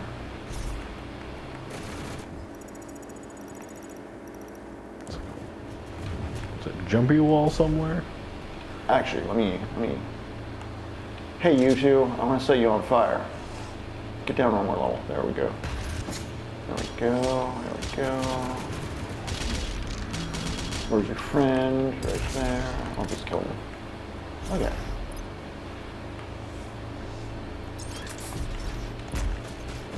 There's the jump wall. Nice. But where's that secret? Maybe I drop down into it. Maybe. Yeah, it looks like something. Just make sure there's no like wall to punch in. Oh no, yeah, there's a wall. Oh, I thought I saw a wall to punch in over here. It's not though. Okay.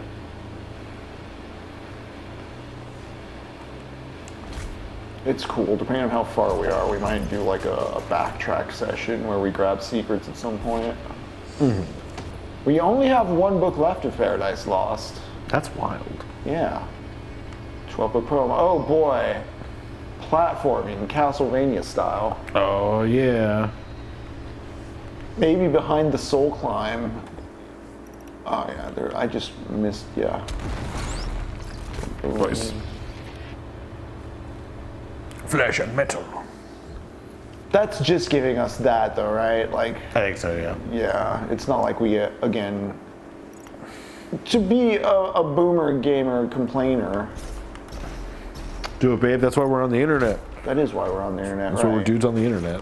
I miss, yeah, I like when Doom power-ups have immediate and useful utility, and isn't just like, here's a Funko Pop, here's a doll, here's a soundtrack. Yeah, I'm just not a fan of Funko Pops in any way. How do I get down there? Is there a body chute? Guess not. Jacob, do you remember if you got this secret? You know, I think I did, but I don't remember how I got it.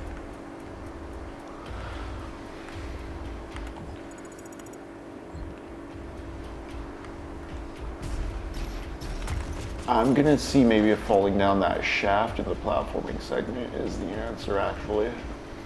Because you can drop it down.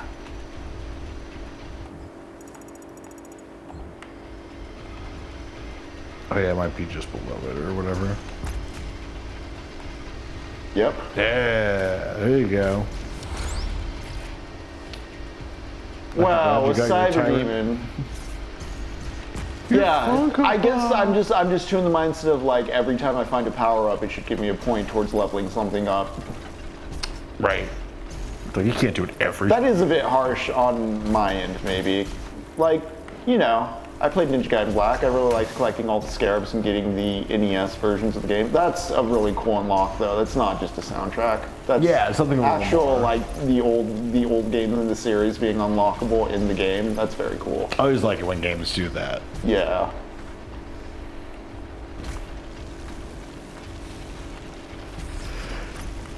Oh shit! I'm just gonna eat it.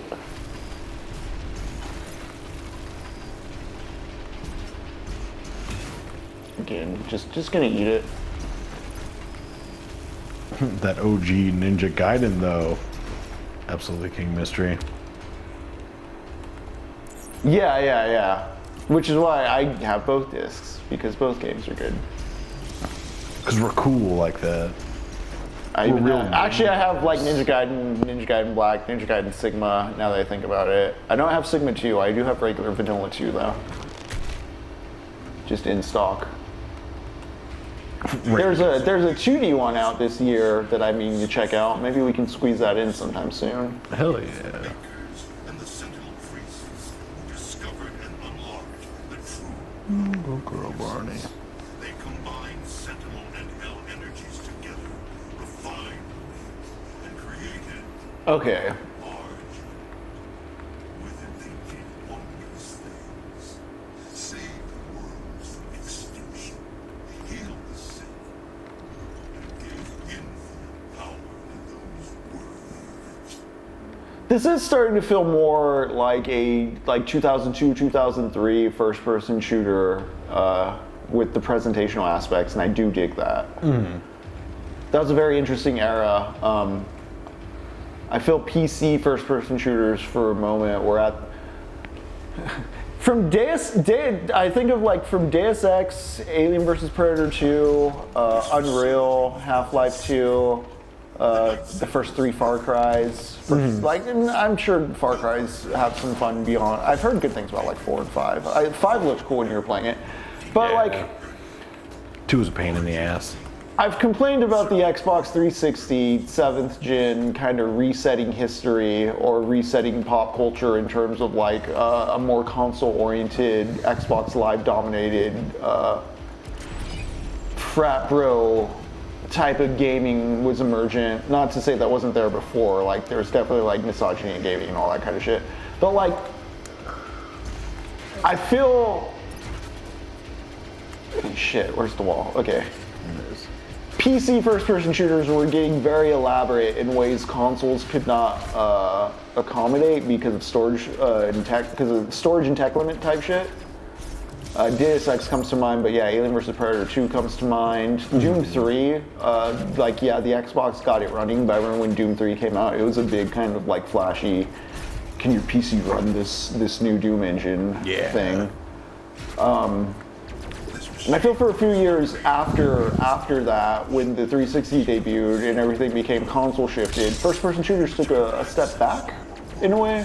The big note for me is Rainbow Six 3, which on PC allowed you to do like elaborate planning in these non-linear open street level scenarios where you're a SWAT team basically raiding places. You're killing terrorists. You're an international SWAT team. Yeah. But the console version just got rid of all the pre-planning and turned the levels into linear, just shooting galleries. And I don't know, that marked to me just a downgrade in the genre for about a decade. Yeah. Yeah, single-player first-person shooters, especially on the PC in the wake of Deus Ex, the rise of the M-Sims. You were getting things that were a lot more like first-person RPGs than just straight-up shooting galleries. Like, the N64 was still doing Turok at the time. GoldenEye was fun. The World Is Not Enough is fun, but like very limited by their hardware. Hell, even. Oh, cool. I have heard people compare Dark Ages to like it's not a new Doom, it's a new Quake, and I could see that with how some of this stuff feels Quake-ish already. Oh man. Yeah. Oh man. Okay. Nice. I forgot. What am I doing? Okay, I'm just gonna do. That's a waste, wasn't it? I thought it was a bio one, or that I was gonna take out more than one. I don't know. There's sometimes where encounter design frustrates me because look how narrow this hole is. Yeah. Okay, let's get back into the big open arena. Let's not waste our sword.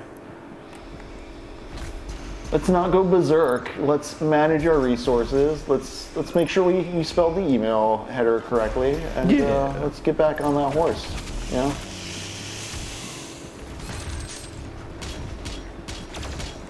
We wanna make lunch in time, don't we? Truly. Losing lives because of you, my man. I don't like that.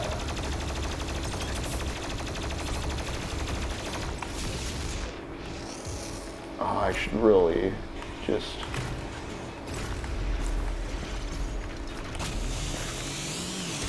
Give me some health. Okay, I'm a vampire. So yeah, I am a vampire. That's cool. It's pretty tight, pretty tight.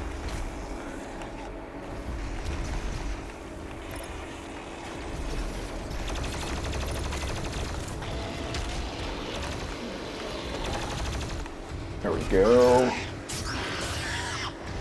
Squeal. Are you almost dead? There we go. I don't like the bio guys. Collect all this. There we go. Reclaiming my destiny.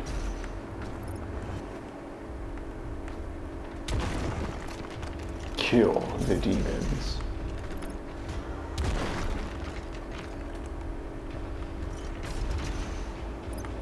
Doomslayer has his holy sword. Michael has a flaming sword. I think the parallels clearly so deep and obvious.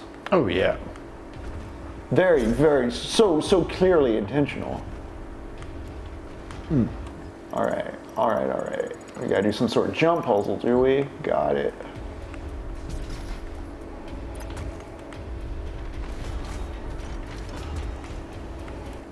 Any secrets around I should be keeping an eye out for. Okay. No? What the? Okay.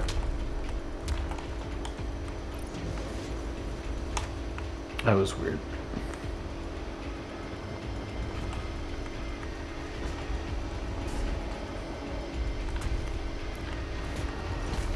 Yeah, to get back to like PC first-person shooters, I just remember, for instance, Far Cry 1 having an insane draw distance for its time. And like so much of the sell of it being like, the levels are so huge and you can see so far. You can actually snipe guys on the other island. Yeah. That was pretty cool.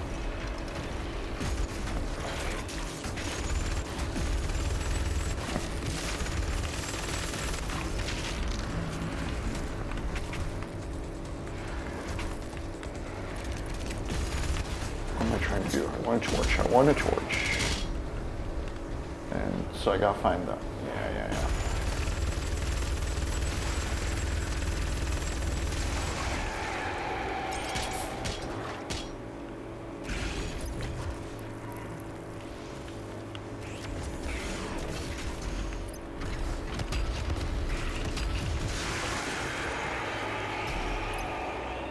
Cool. Hell yeah.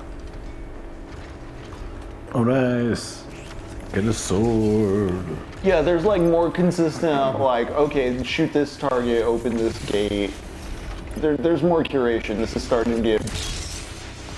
I like that the combat's being mixed into puzzle rooms, and it's not just like the arena solely there to signify it's a combat arena. Yeah, it's like just a fighting spot. Like, these fights are like messier in their arena. Yeah, this has been a pretty impressive set of levels. Hell yeah.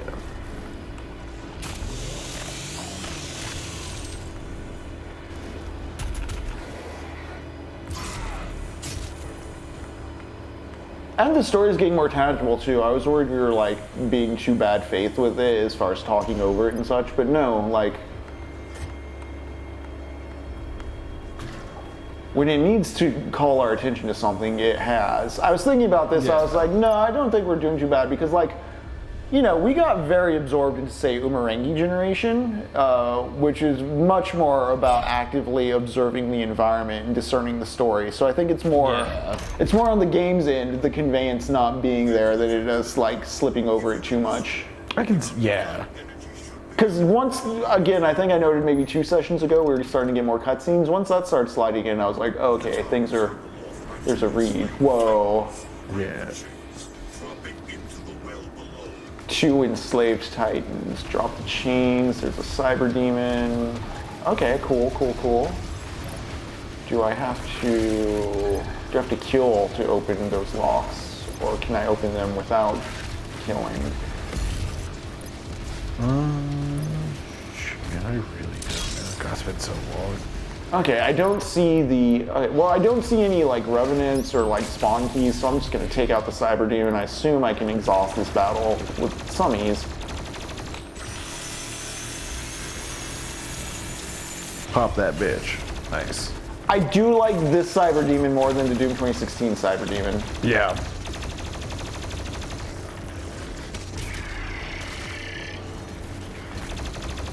The 2016 Cyber Demon is almost like it's isolated to a boss room with a health bar, and I kind of like hid the Cyber Demon being able to like be in mobs and stuff. Very classic Doom in that sense. Yeah. It's kind of out and about something. Or yeah, it's kind of like, remember in Doom 2 when like they just throw a Spider Demon at us, or the Cyber Demon, just Spider Master Manager Cyber Demon. It's just like, oh shit, there's big enemies here too. Fuck. Changing tactics. Right.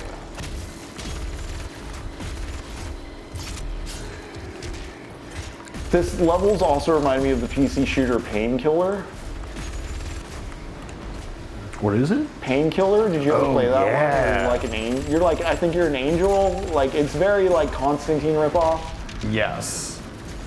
I briefly played that one. I vaguely remember. Constantine or like Cemetery Man, Dylan Dog, Jim Butcher. Very supernatural detective. Nice. Yeah. Supernatural, of course, also being like the TV equivalent of that.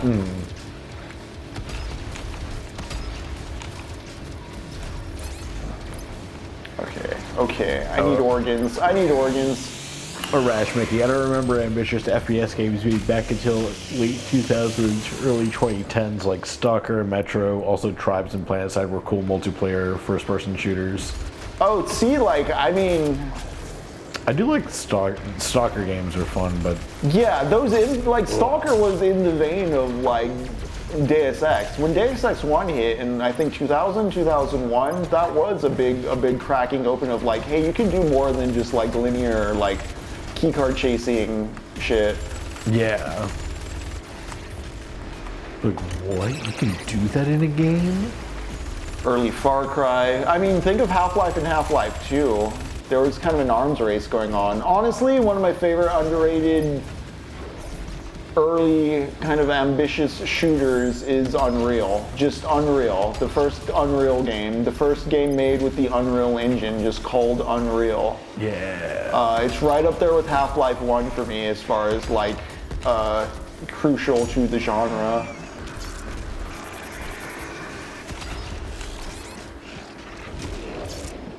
I'm kind of curious if it had any influence at all on Deus Ex now that I think about it, because what I liked about Unreal is it had a very seamless like transitions between levels. It wasn't like you hit a loading screen and got a score count and shit. You just kind of went to the next level from the level you were on.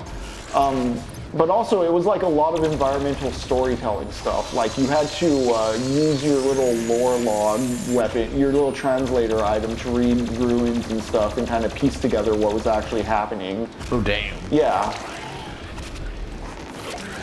But it was basically just made to show off the Unreal Engine, so the story's very bare bones, but very effective in being bare bones.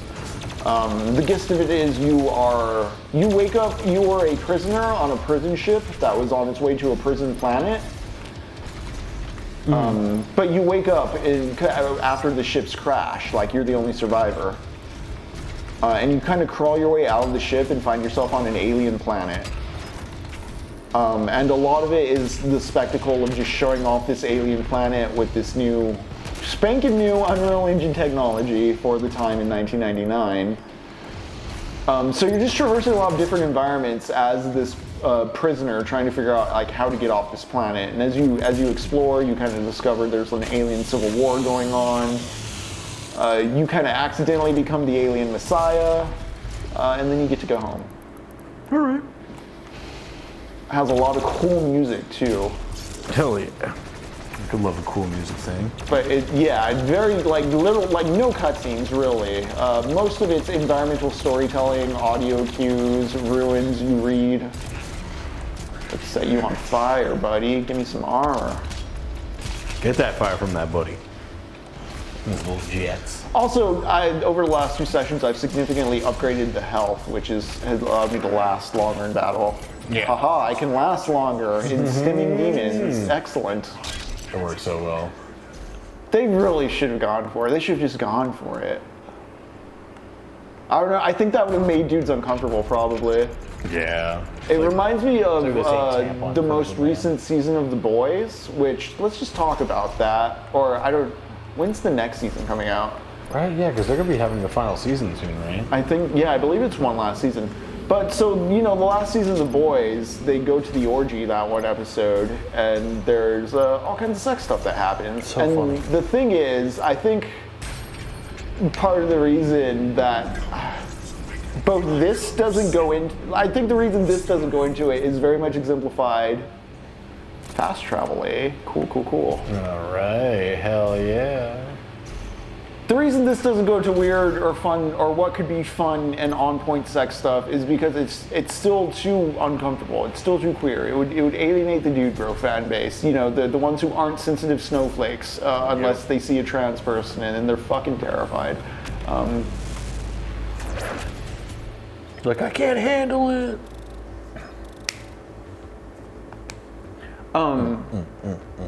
Because The Boys has been pretty satirical throughout and pretty consistent, I'd say. And Yeah. it seems to like have either grossed or scared people way out with its later seasons. And I remember in particular the reaction to the whole orgy episode being like, I guess, too far for some. And I think it's because instead of it being ironically detached in a way where it's like, oh, everything's meaningless, this is just funny and stupid and haha. It's like, no, this is actually like a metaphor for power. Like this is explicitly actually trying to say something with the sexual thematics and the sexual exploit. So like, There's something behind it. If the demons were like using you to jerk off because they have such a pleasurable time with you in their encounters and they're like, having orgiastic howls of fun as you put bullets in their head, it'd be maybe too weird for some people. And that's just not what corporate gaming's about. It's about hitting them 4 quadrants, even though this is an M-rated game with brutal violence. That made, now that you're saying that, made me really interested in seeing a trailer for the new Hellraiser video game, and I was like, what are you going to do?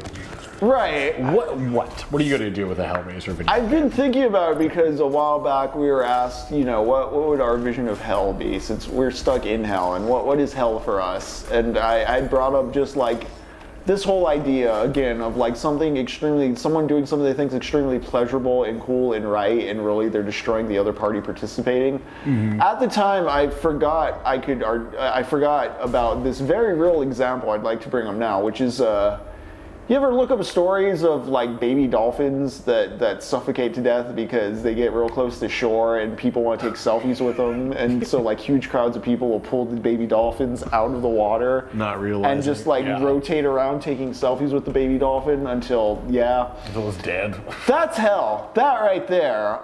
Just the complete disregard or respect for any of that life, the complete shallowness of like, oh, well, I need to take a photo with the baby dolphin in a way where it's like, no, you can't put it back in the water for a moment. No, it can't rest. No, give the meat object to me so that I can take a photo with it. I didn't get my turn. I need to get my turn at the expense of this animal. Like, that's hellish, and just brings to mind, what you're talking about with Hellraiser. Like, can you make that experience in a video game? Like, in one that people will pay money for? I mean, I know people pay for dominatrixes and stuff, but that's because it's a completely different level. that's a meat space interaction. That's not. Yeah, exactly. That's not a digital entertainment. I'm paying $80. I'm just like thinking of like the thematics of like the first two Hellraiser movies and the tones of things and how much like this generation of people are just so anti-sex. And I'm like, what are you gonna do with Hellraiser? It's a very kinky thing. I was feeling that way even with the Hulu Hellraiser with the female Pinhead, where like there's an allusion towards sexuality with like turning Pinhead into a lady for it and giving her like boobs and just accentuating features. Yeah. But that movie got very sterile in the second half when they all showed up at the mansion and it became like a weird kind of like 13 Ghost-esque like haunted mansion thing, more so than like anything about libidinal urge or forbidden wants. Barney. Stop. Yeah, I'm not. Man, Barney, how you doing, honestly, girl? like, I couldn't even tell you what happened in that movie. I remember that guy's crazy house. I remember there was like a weird roommate situation that was driving tension between all the characters, and then I remember that just getting dropped as soon as they made it to the crazy guy mansion. Yes. Yeah. Where do I jump to? Can I make it up there? No. Nope. That's not complete futility on my end. All right. It looked like there was a hole I was supposed to jump back through over there. I thought that was the one I came from. Get on the flippy floppies. Oh, that's you. Jump to the right. Arash Mickey posted a red skull. I hope I didn't get too scary with any of what I was describing as hellish. Oh my. Say. Donkey Kong Country. We've been playing Metroid, we've been playing Mario, we've been playing Doom. Yeah. A little bit of Castlevania. Now we're playing Donkey Kong Country. Oh, the dolphin stuff, yeah. Alright, Yeah, people can be messed up. What are you doing? Very, very sinful. Yeah. Oh, okay, cool. Save me there.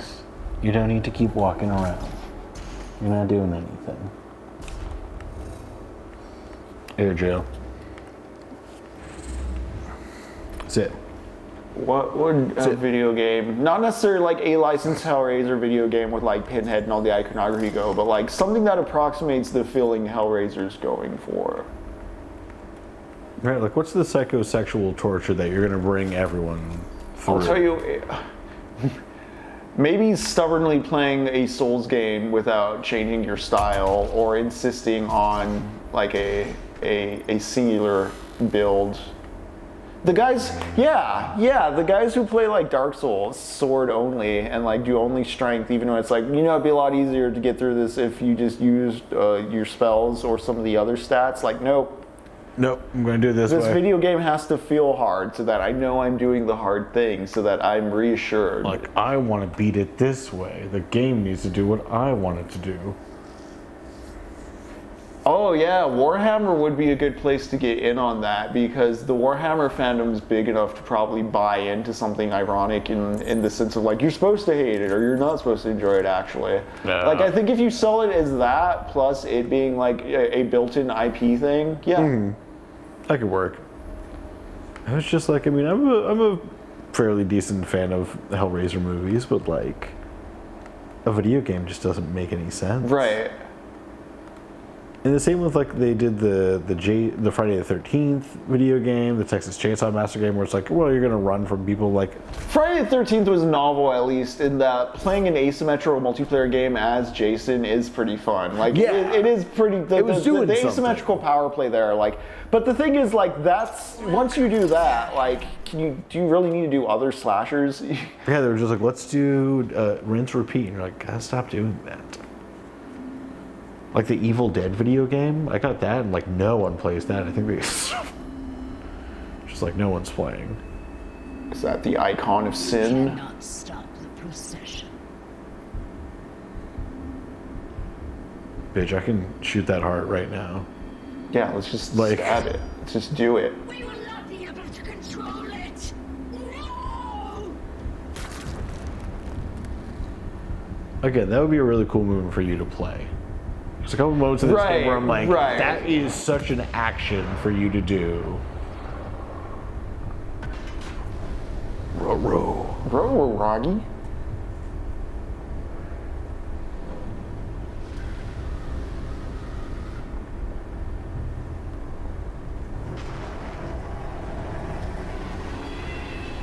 Oh, fuck. Boom, boom, boom.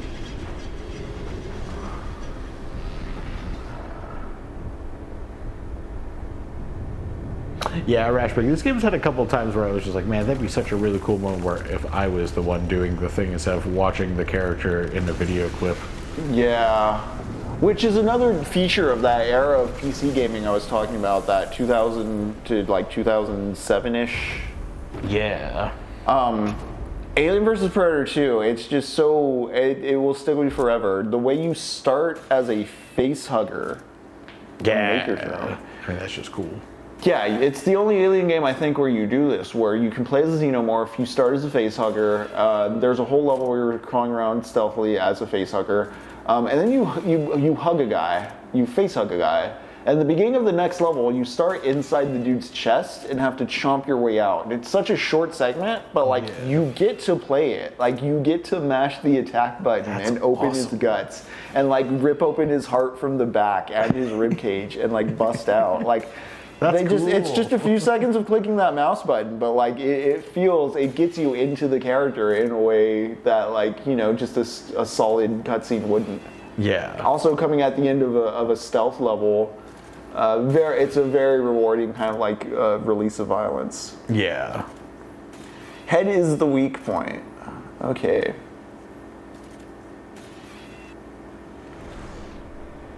Do I have... Now I have the scope. Okay, now I'll use the scope. Shoot me in the fucking head. Oh, that's nice. At least they pop with one. Yeah. I can see that being pretty fun. I was going to say, I like when video games have snipers. I haven't felt much need to snipe in this game. I don't feel like there's time to stand still to snipe. Yeah. Oh, you.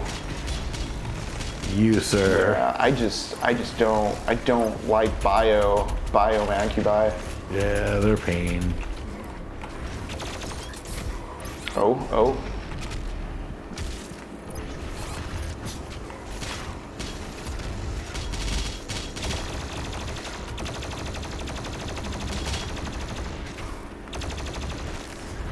Oh, what was...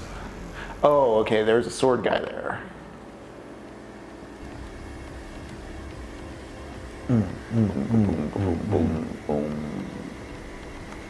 Okay. I'm going to use your strategy that you always tell me to do and run around the arena first. Cause it gets the mob. It gets me leading the mob around. Right. Kind of see where they want you to lead them. See if there's any cool environmental things. Don't want to get cornered by the cybermancubi. All right. Who's around? What's up, brother? Oop.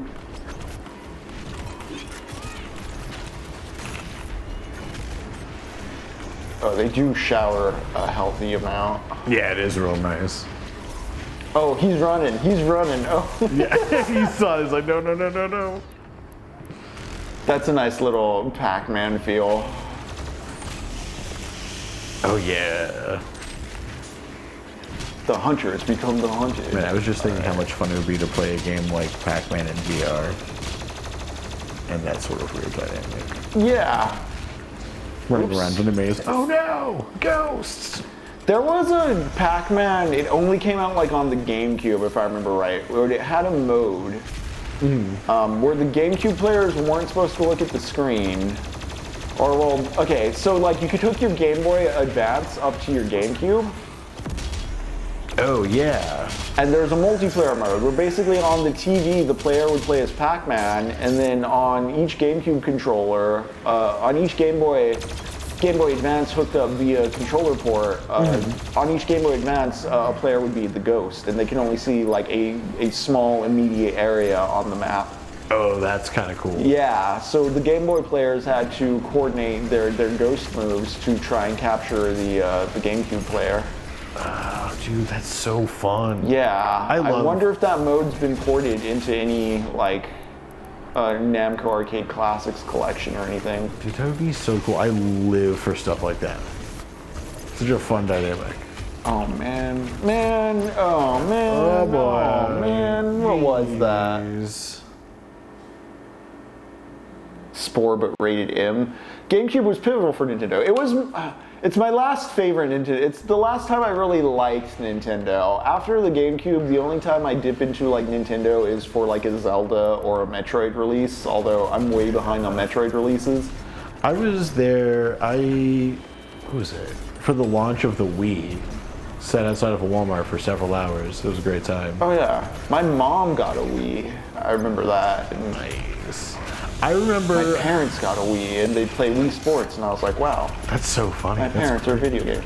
Although, to be fair, like, they did play, like, Atari 2600 shit back in the day. Oh, hell yeah, yeah. So they were already kind of, like, gaming to a degree. In the most casual sense, yeah. Like, my dad would play Super Nintendo stuff with me. I remember the 3D, like, the N64 controller being too weird. Yeah. A step. I get that. I was never a fan of the N64 controller, but...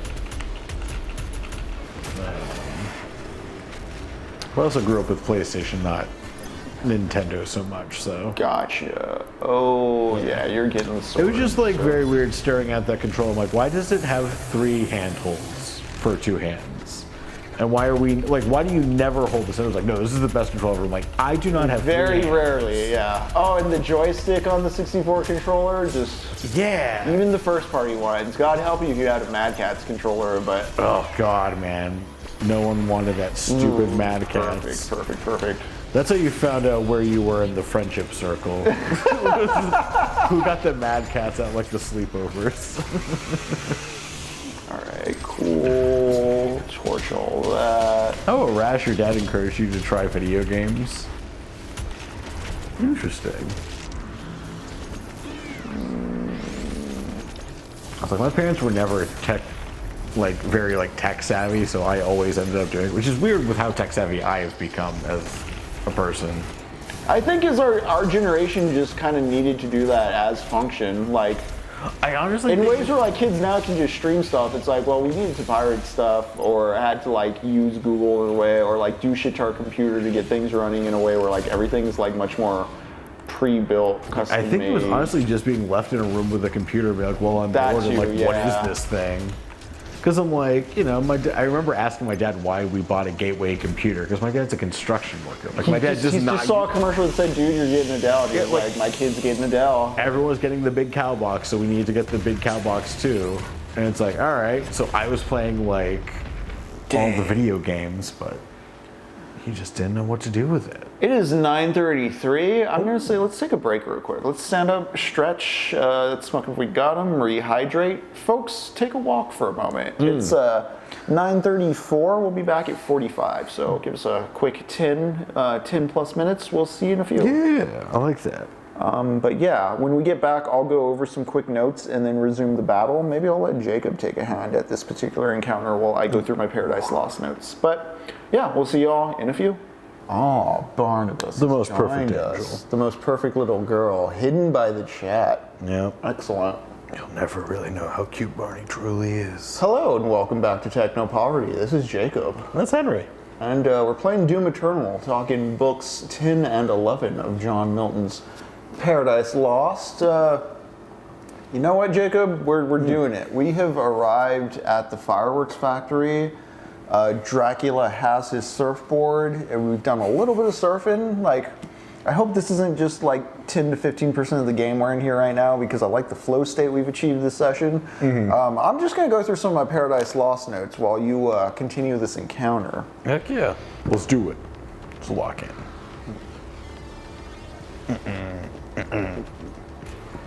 As always, Techno Poverty streams on Mondays and Thursdays at 7:30 p.m. CST and on Tuesdays at 3 p.m.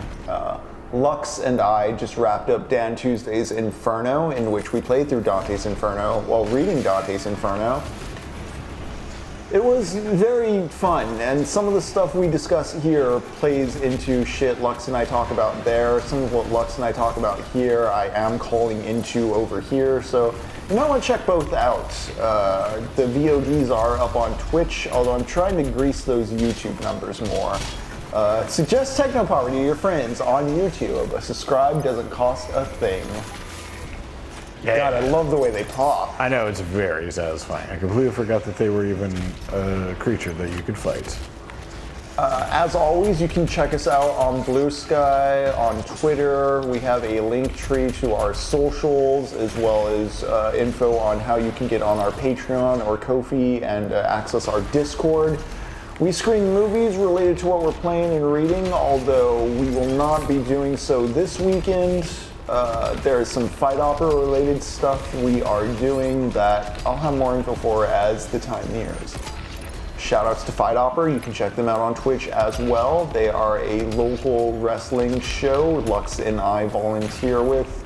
Yeah, and it's a real fun time. And a great thing to watch when you don't have to be in the Texas heat. It's a great space for weirdos, the likes of which you probably get the gist of from watching our stream. Yeah, if you were a weirdo in high school, you're probably really gonna like it. Alright, I'm going to pull up my notes here and see what I missed in summarizing grossly Book 10 and 11. We're going to be more specific now.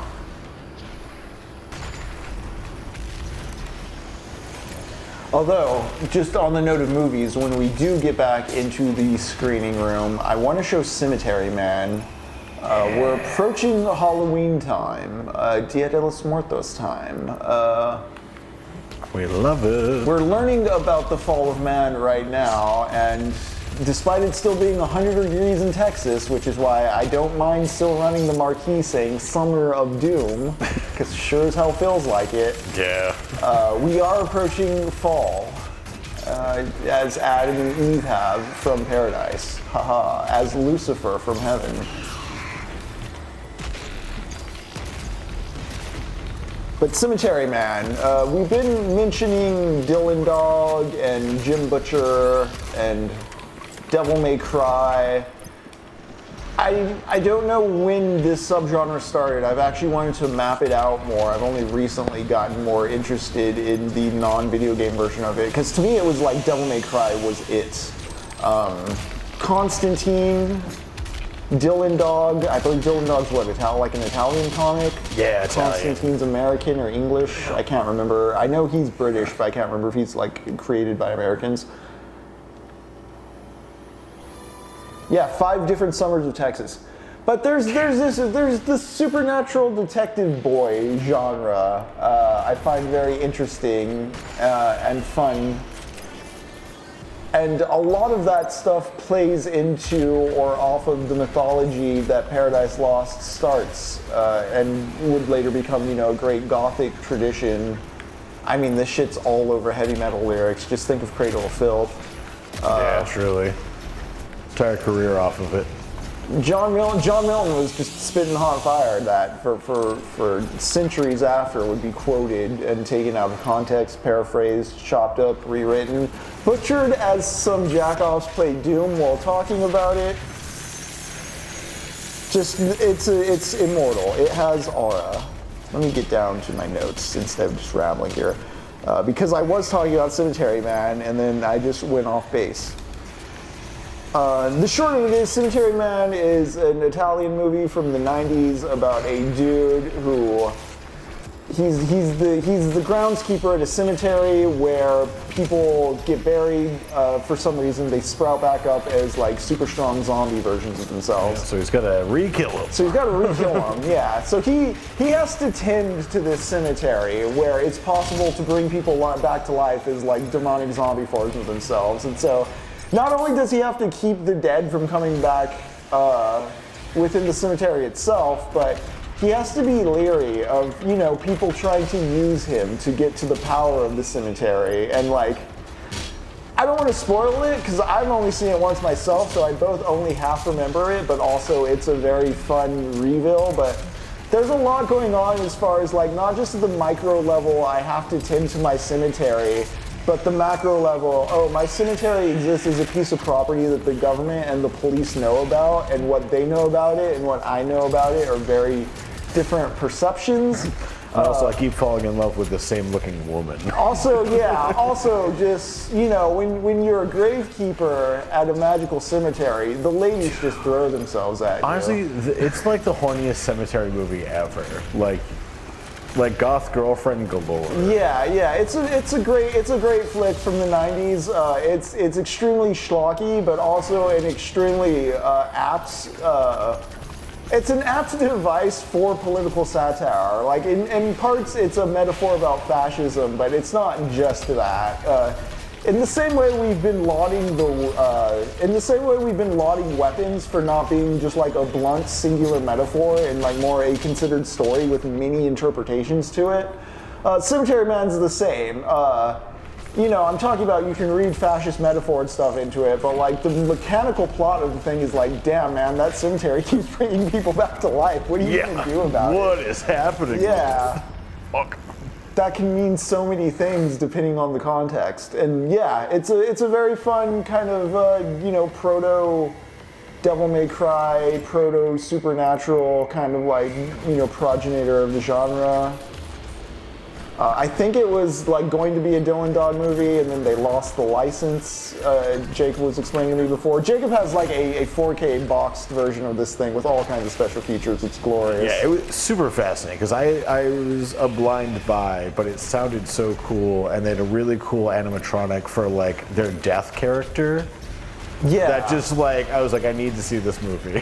I used footage from this movie for the Ghost and Goblins Resurrection bumper because it has this really cool effect where at night you can see like ghosts wandering in the cemetery and there are these little flying blue balls of flame. It just looks really cool.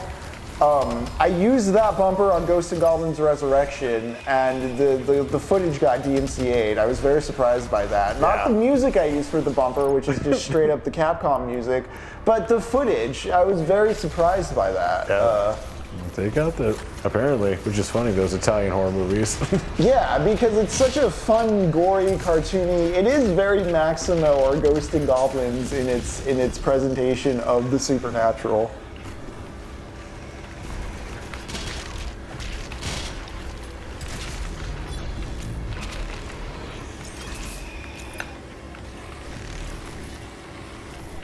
Yeah, I already mentioned, just for specificity, if you look at line 416 of book 10, that's when Chaos is slamming against the gates of the bridge from hell to earth, and no one's paying attention to him, if you just want to check out that segment.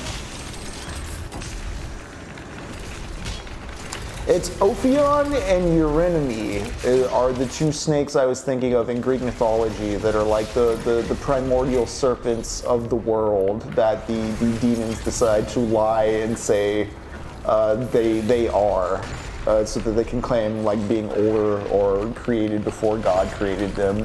Thank you. And of course, a fun little detail, just keeping consistent with the lore, when Death and Sin ride across the highway up to Earth and they arrive, Death is of course riding a pale horse. And Sin has one of the most metal lines. I believe this is the Go Live notification. Line 605, Sin tells Death, whatever thing the scythe of time mows down, devour unspared.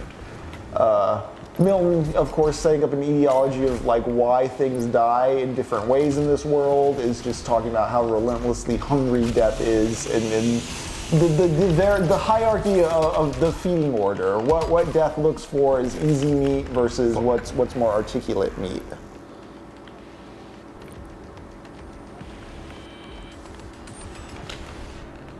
And again, book 10, line 720-21, Adam is found. Another thing is when Death and Sin are running around the world and the angels are trying to counter it, it doesn't just do diseases and plagues and natural disasters and days and nights and seasons, but the animals now know fear. Adam and Eve now know hunger. When we catch back up with Adam, and he's doing his whole Tony Soprano bit where he's thinking about being coming in at the end of things, he's hunting. It's the first time he's had to hunt, and he's just like, oh gee, this sucks.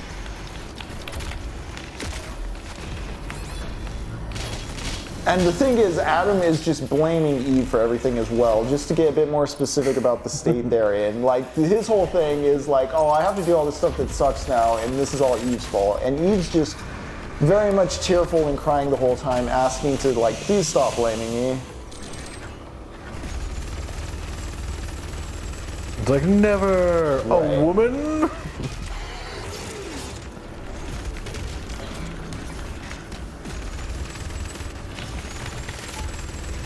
But then again, after like Jesus speaks to them all, they're like, okay, well, we're not dead. We're at least here alive, so let's at least pray about this.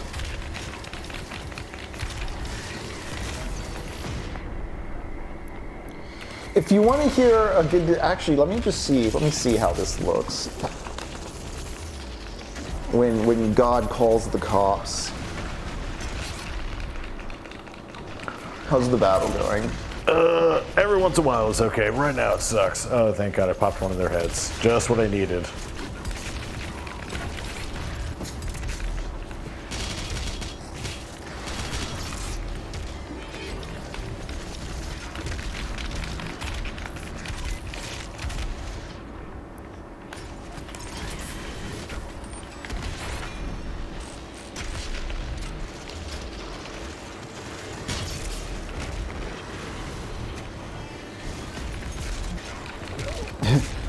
Michael, this my behest have thou in charge. Take to thee from among the cherubim thy choice of flaming warriors, lest the fiend or in behalf of man or to invade vacant possession some new trouble raise.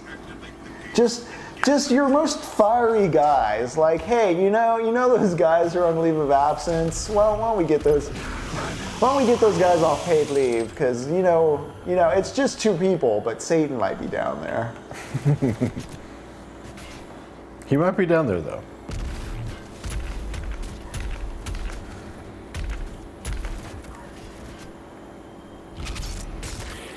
And then, so yeah, in book 11, if you look at starting at like line 407, that's where the land acknowledgement comes in. The rich Montezuma, yet unspoiled. Rich Mexico, the seat of Montezuma.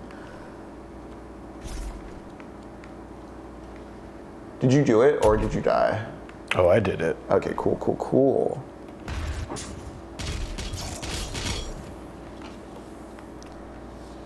Yeah, rich Mexico, the seat of Montezuma, and Cusco in Peru, the richer seat of Atapuerca, and yet unspoiled Buena and the great city of Garian's sons, called El Dorado.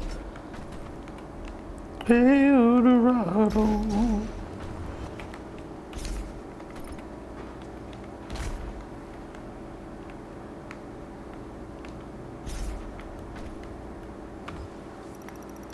Okay, this is what I wanted to get into the specifics of too. When we're talking about the, don't worship violence, don't make war your god, line 672 in book 11 is kind of where it starts getting real cool.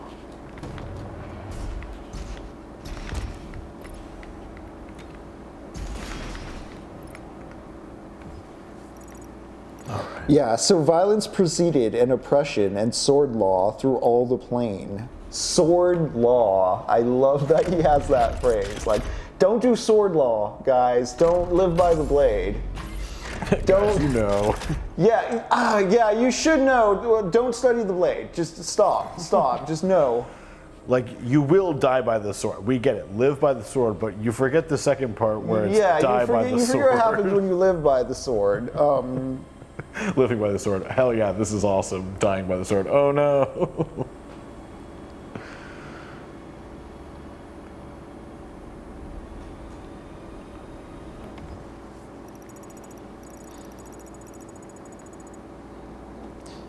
These are the product of those ill-mated marriages thou saw'st, where good with bad were matched, who of themselves abhor to join, and by impudence mixed produce prodigious births of body or mind.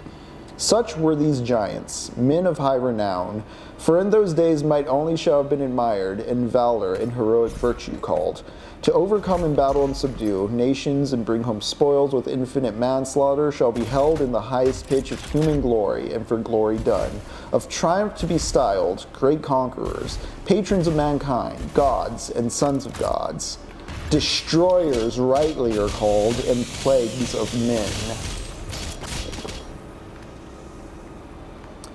So you're gonna label, you're gonna lay valor and heroic virtue on these dudes who are just murderers and destroyers.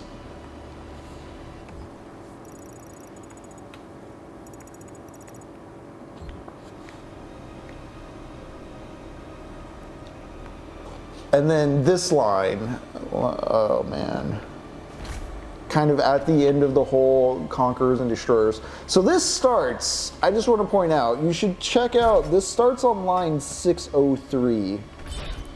No, 683.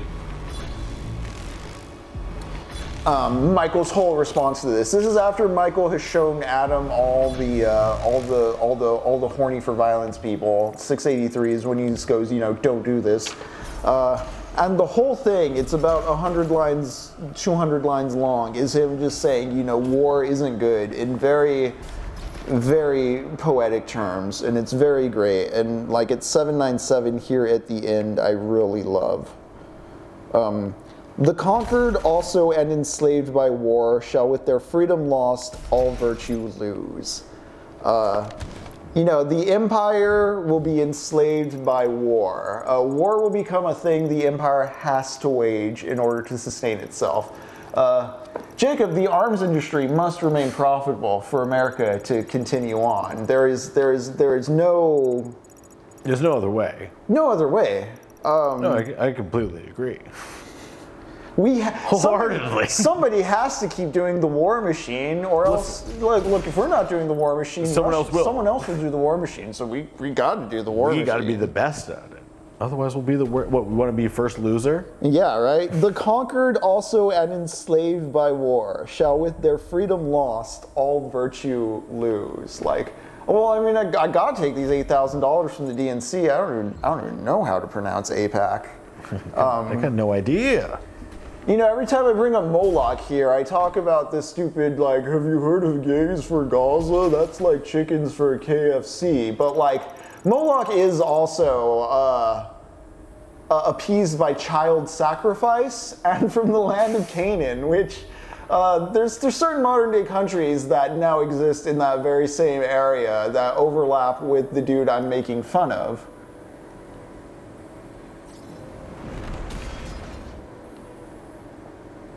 Yeah, we love arms and arms love us, a ghost bro.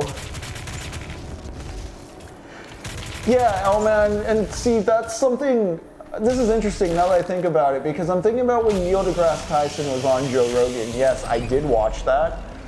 He makes Joe shut the hell up at one point because Neil deGrasse Tyson points out the point of government spending on science is that they can do it at a loss, like they don't have to make profit. Yeah, like it's not a business. It's not a business. That's how we got space exploration and shit in the first place. Yeah. And so, man, I very much do feel we've kind of neoliberalized and you know, austerity politics our way into that stuff being done by the people who make missiles now.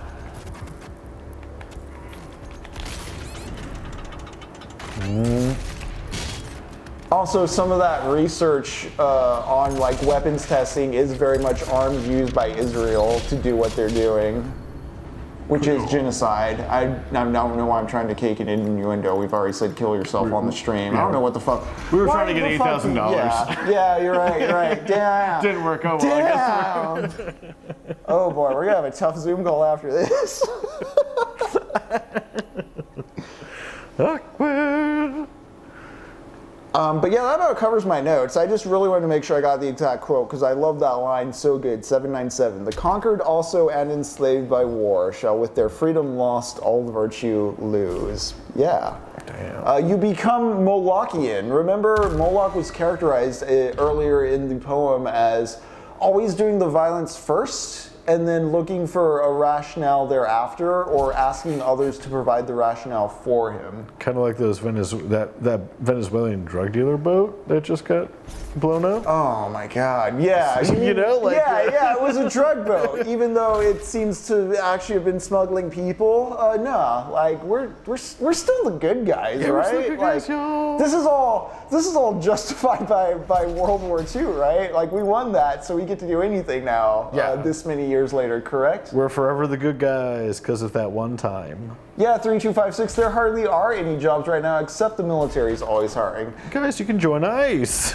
I was about to say, I find it interesting. I listened to the Guys podcast, the podcast about guys, and they had an episode not too long ago about security guys, like dudes who do security work. And the way the guys' podcasts work is, you know, they figure out a type of guy, and then they go find that hobbyist's subreddits. They go on, like, for types of music guys, they'll go on, like, Ticketmaster and find, like, the Ticketmaster customer complaint forum, stuff like that. But they just check for, like, different types of dudes on the internet and what their fan communities are posting. Yeah, Guys is great at Ghost Bro. Highly recommend if you haven't listened to Guys. Usually I'm like, you should check out Y Theory or Collective Action Comics, which are great as well, but I will say Guys is probably like the lightest thing we've probably talked about so far, instead of like theory or communism or, you know, archaic poetry and theology or just William S. Burroughs. We've gone through a lot of topics on this channel. But yeah, Guys is good fun. But the Security Guys episode was interesting because they were finding dudes who were like straight up like, don't take the alligator Alcatraz jobs or don't take the ICE jobs. Like, if you know anything about the industry and you're not just some dupe off the street, like you recognize that like you can get better. Yeah. They aren't paying them enough to look away, even in the most cynical sense.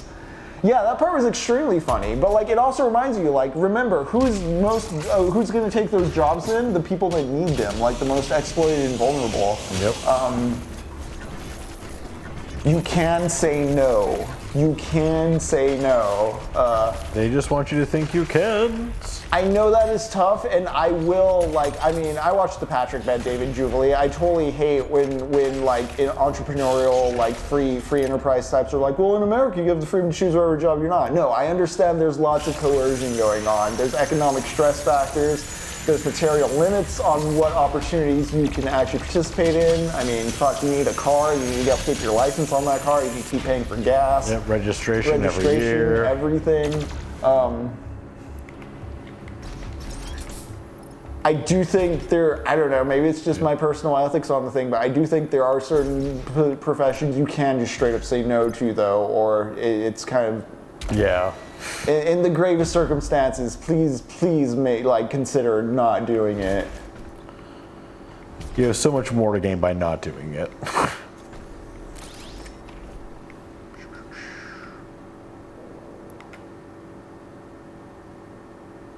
And it's funny because I'm talking about ICE in specific. Like, I do know military people who join, and like, I don't know, I came from El Paso, which is right there at Fort Bliss. I had a lot of like liberal like vets who once they got out, they were like very critical, again in the Miltonian sense, I guess you could say, of the U.S. government in that way. I think especially growing up in El Paso, there was also just a bit of all the minority stuff at play in the Hamiltonian sense, or the Hamilton sense of you know, if we just repaint the races and make it all more melting pot and kind of ignore that part of history and try to blend it all together in a new myth, disregarding the actual structural material legacy of what we're trying to erase, you know, we can all get along. Jim.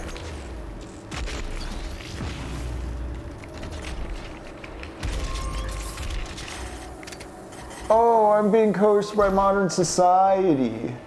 Gotta get that nut. Gotta get it. I don't want to be a loser, guys.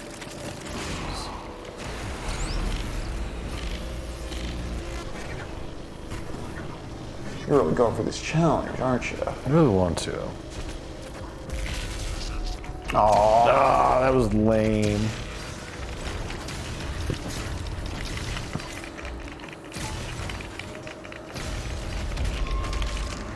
Damn. You want to try this challenge? I'll give it a go. I've expressed a dislike for these things, but let's see what we can do. This one seems simple. There's two of the. Yeah, I was about to say this one seems more manageable. You're not over hot lava, dodging all kinds of other bull. It's just kill all the things. Yeah. It's like actually just kill these guys.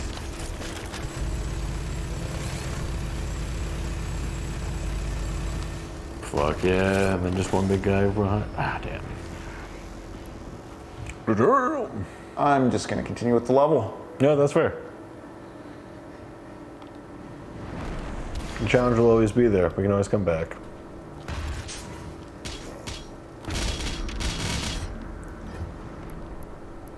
Right, there's generous.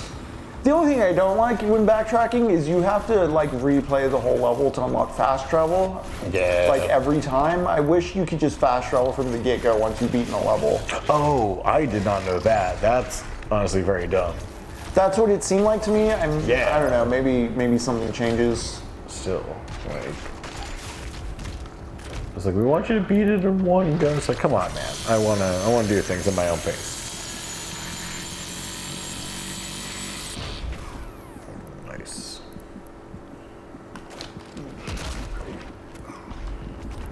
I feel the like dead time when you were switching weapons in 2016 was a bit more generous, because I remember having a lot of fun in 2016, like slowing down battle for a moment to like strategically pick out what weapon I was going to use next while running through a horde. Yeah. Here I feel like I die when I do that.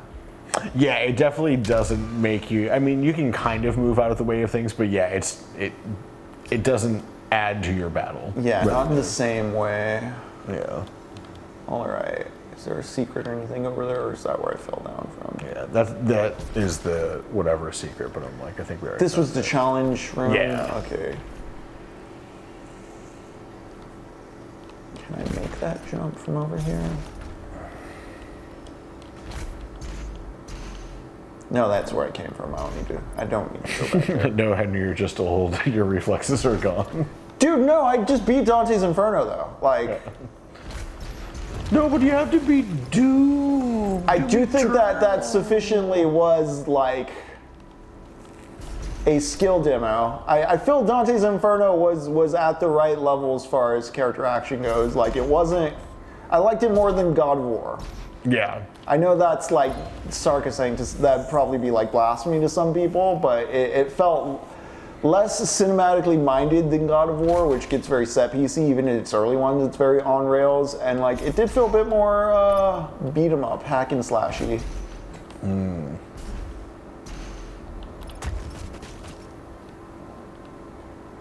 Although Lux and I spent way too long on the one challenge right at the end of Dante's Inferno where we had to we had to kill everything without our combo counter breaking.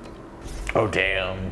We were trying to do it the hard way with the melee weapon, and then there was a projectile weapon Lux figured out like a power-up combo for, so we just like swapped relics and we're able to just swap through it. it. But Yeah. that was definitely an instance of like, look, video games aren't hard, you just need to actually like slow down and read sometimes. Yeah, sometimes you just need to give yourself a second. Honestly, King of Mystery, so like I think I've said this a few times. I don't know if you heard I don't think you were around for the stream. It's the best 3D Castlevania, and I liked it as far as like if it wasn't if it was a 6th gen game, it'd be cool. Like, I'm realizing how much of what that game sucked about that game was like it offered nothing new on release. And it was like a full price, single player, like kind of bare bones thing. Because it is kind of bare bones in the way like an early PS2 game is. It reminded me of like Shinobi in that sense. Did you play Shinobi King of Mystery? Do you remember Shinobi being an enjoyable experience? If not, because I'd place Shinobi about the same tier as Dante's Inferno. Oh, nice. What really impressed me with Dante's Inferno is it has a Sekiro parry. That kind of made me smile. I was like, oh, okay, no, wait, this is interesting. Nice, he did.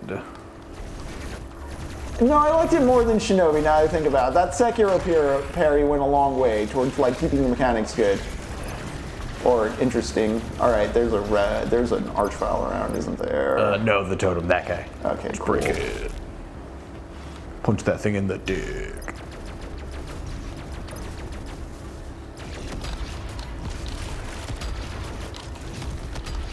Yeah. Also, my last God of War memory is playing Dad of War, which is definitely way too micromanaged. So I kind of liked Dante's Inferno in terms of it being a character action game that was not. It had some of those the beginnings of what's now completely awful modern UI stuff with some of its layouts, but it wasn't overwhelming. It's kind of quaint in a lot of ways. Oh man, I just want to kill this guy.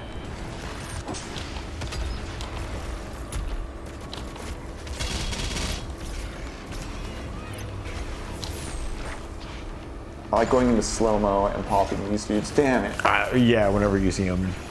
I like it when you can get them when they're spinning, so they just fly everywhere. And again, right at the end, there's like a little plot twist at Dante's Inferno that I kind of liked. I kind of liked what it was like. Oh, hey, you're trying to do a thing here. There's something happening. We see what you're doing. It doesn't know what to do with the game over state, so it doesn't quite land what it's trying to say in a way that like a Souls game does, because they started considering the meta in a more thorough way. But Yeah. I like the whole like your gamer boy instincts are really being honed so that you could free Satan. I liked that. Gotcha. Also, I was less. Wait, what? That was the Amazon robot. What was the? Why? Oh no, Bezos is listening to us. Yeah.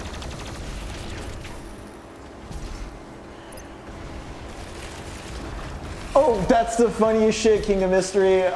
So it ends with a to be continued screen of him looking at Purgatory, and it's the most what the fuck. Because the thing is, it's very in accordance with like a drawing Door has of Purgatory. And the thing is, first off, it's Purgatory, it's not hell, so it's not a video game level. But like particularly like Door's image of Purgatory is just intentionally like flat and plain and boring. It's a little hill that you can walk up. They use that. It's the most uncompelling, like, to be continued ever. Like, so he's just gonna walk that hill in the next game? What the fuck? Damn. Aw. Damn.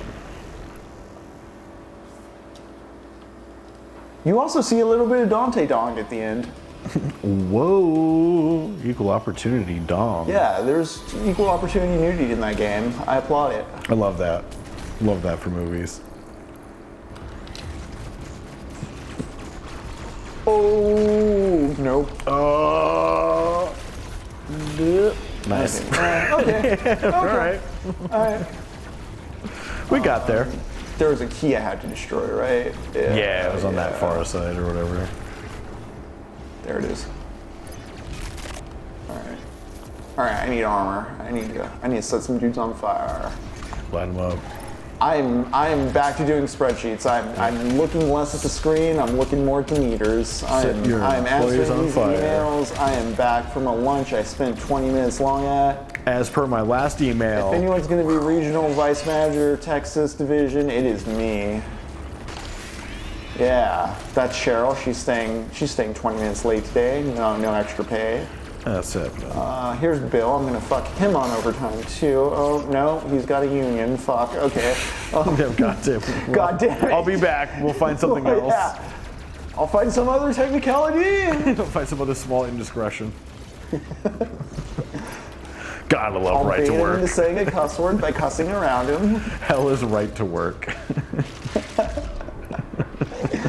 Oh, you don't have any protections though. There we go. I'll take it out on you, and then I'll torch you. Cool. Time to. Oh, time to punch you in the face. That's not a metaphor. I'm actually going to punch my employee in the face. I will use this There as we my go. actual shield. There Wonderful. we go. Yeah, you're my shield from the boss man when everybody's wondering why sales are the way they are. Yeah. I don't actually know anything. Yeah. There we go. That move was just you saying the same thing they said, but louder and getting recognition for it. Yeah. Oh, perfect. Bam. I really wanted to make a corporate version of Doom. You don't understand. I have a fiduciary agreement. Yeah. I have a fiduciary responsibility To this company. to shaft you out of this money. To make sure you don't have a Christmas with your daughter. No, you don't understand. Line must go up. It must. It must. If it doesn't, bad things Okay, I happen. keep trying to chainsaw those dudes because I think they're level 1s or whatever, but it's like they're not. They're not. I should be torching them, but I can chainsaw this guy. Yeah, I need to recognize who I can send strike breakers against and who I can't. that's true. That's why they call it a union.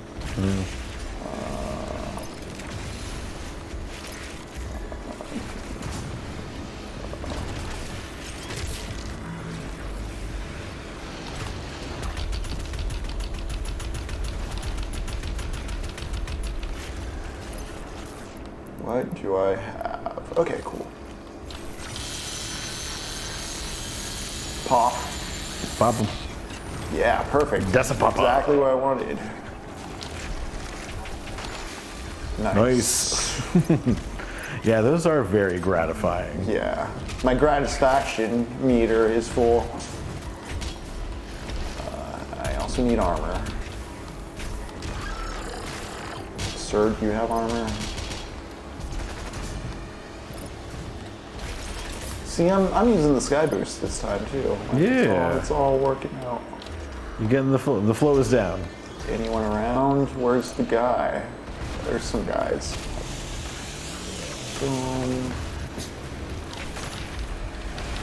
The one thing that's real dangerous with the Doom guy is he never starts a chainsaw properly on the ground.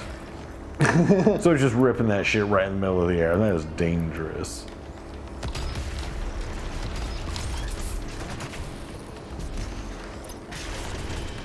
Whoops. Whoops. Okay, I should stop running right at the big guy. Where is he? How do you detonate the rockets? L2 after R2. L2 after R2, okay. I was like, I thought I was doing that, maybe I was hitting the wrong one. Did you have the other power up on? The Oh, one? you know what? I did. I had the lock on or whatever. Okay, I really should be torching people before I kill them because I would like some armor. Yeah, torch him. I would like some armor.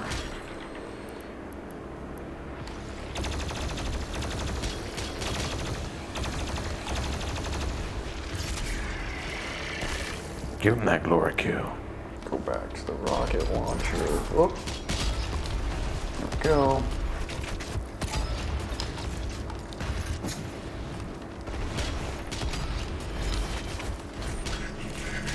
That was good. That was good. Nice, nice. Oh, did you blow him, huh? Did he die? No, he lost his legs. Oh, okay. There's a little guy going around though. I want to torch him again for armor. There he is.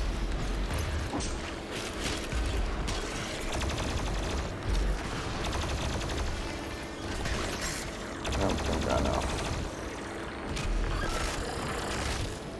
Nah, that armor wasn't really a good trade-off. Wait, where's the dude? Let's focus on big man. You know what? Stop him. Oh, hey, it did. Okay. Nice. Doom level 14.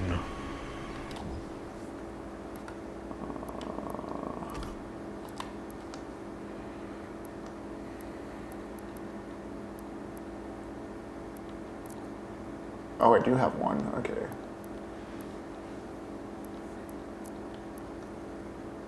Purchase all the upgrades. Everything there.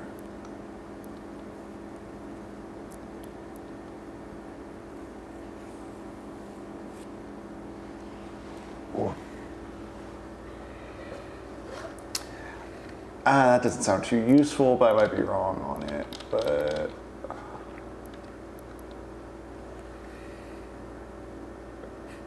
I do like that, though. Okay, cool. Okay, this gun has finally become cool. Finally! At last. At long last.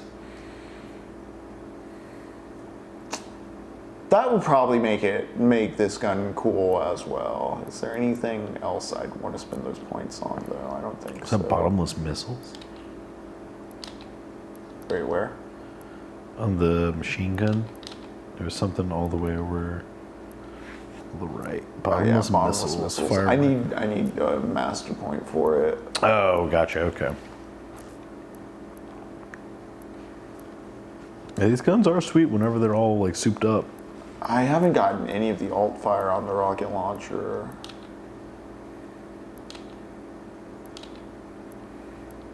Maybe I should.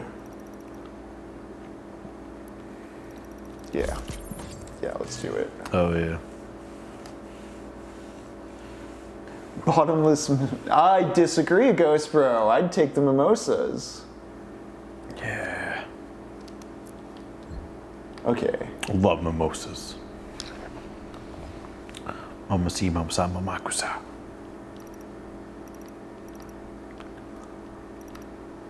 Forward.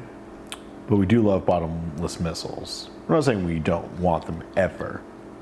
Gotta have them missiles. Okay.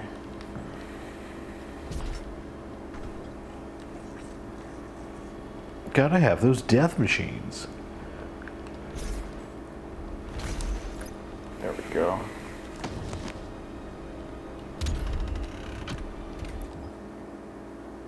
Oh, I want the map, not the lore. What is that thing?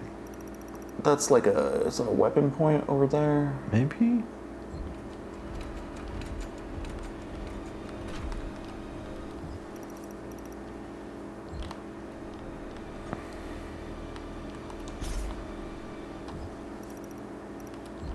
Okay.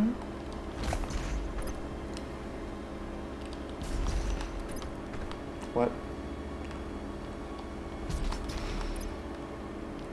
Yes!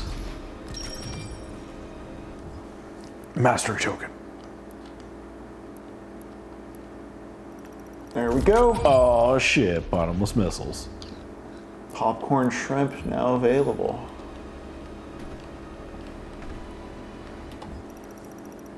This entire game is just you're the new CEO of Red Lobster and need to make it profitable.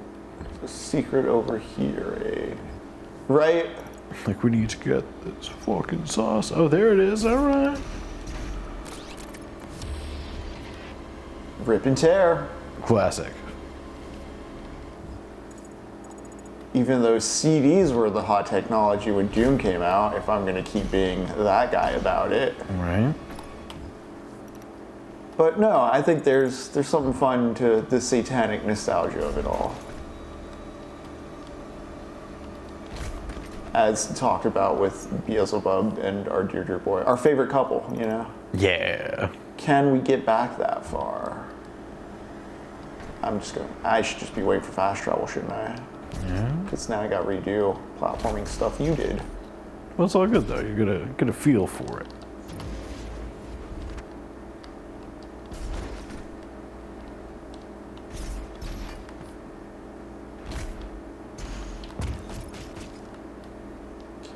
Here, over here.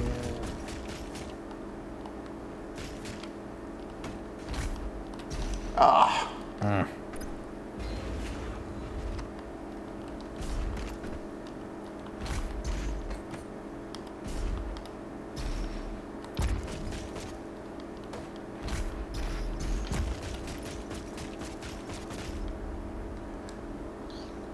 You ever see that College Humor sketch about how hell only has the second or third best everything? Like no Mario Kart, just Crash Team Racing? What if I told you that's actually heaven? Yeah. Yeah. What if I told you I might like Crash Team Racing more than Mario Kart? Henry is Beelzebub. Guys, we can just play Gex and Diddy Kong Racing. We don't need no Nintendos. No, right, Diddy y'all. Kong Racing was Nintendo though. Yeah. Oh snap, I picked the wrong for instance.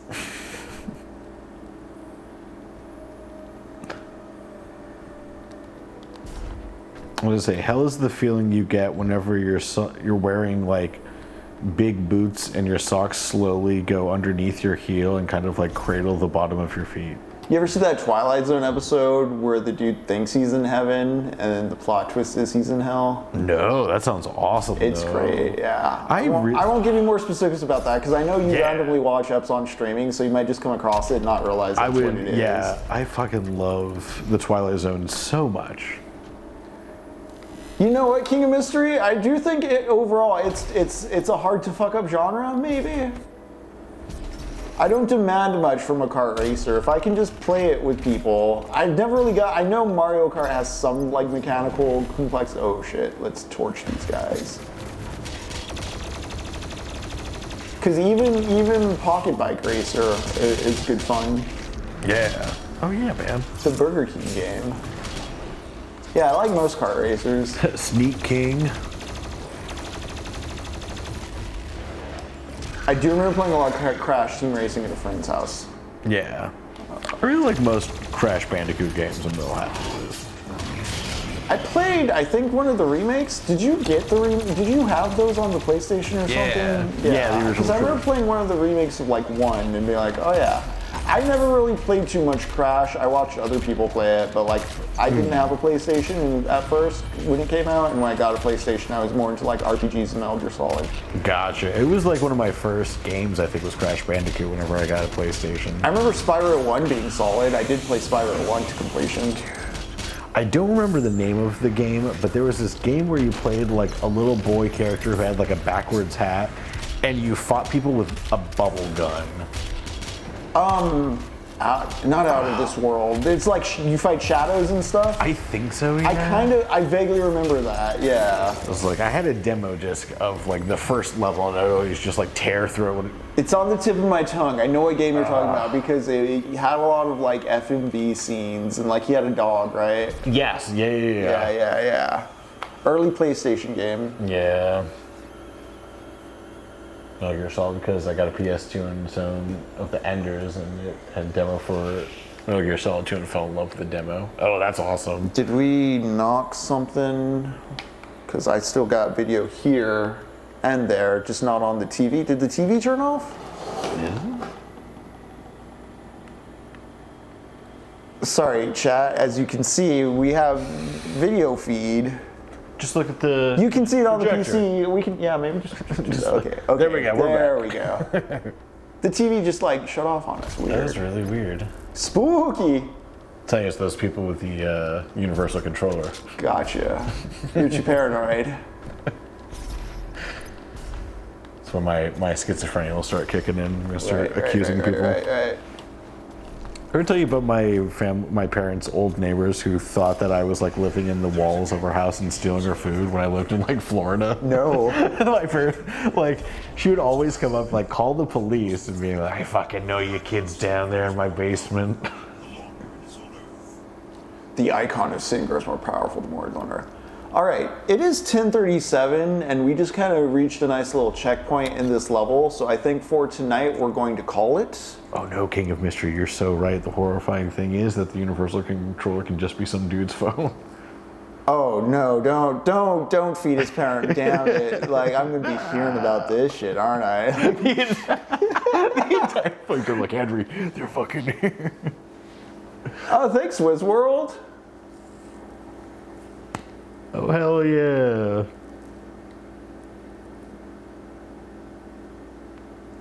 Yeah, actually, I'm gonna double check who's on right now. But yeah, we're gonna cover book 12 of Paradise Lost, the final book, and I think we're pretty close to the end of this game here.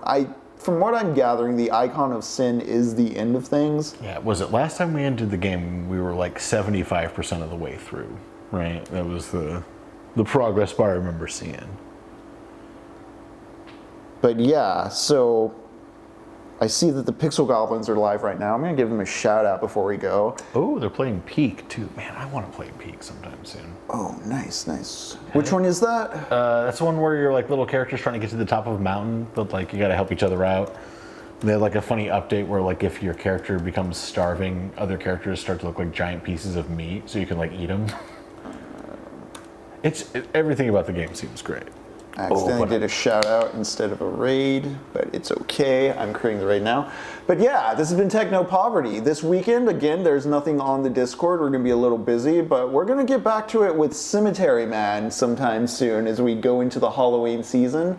I don't know. If we vanquish Doom Eternal, do we vanquish Doom forever? Will we get out of hell as we move into the fall and find something colder and cooler? Stay tuned to find out. But until then, go ahead and check out Pixel Goblins, check out Wizworld, check out all our friends on all the various channels, and take care, y'all. Have a good night.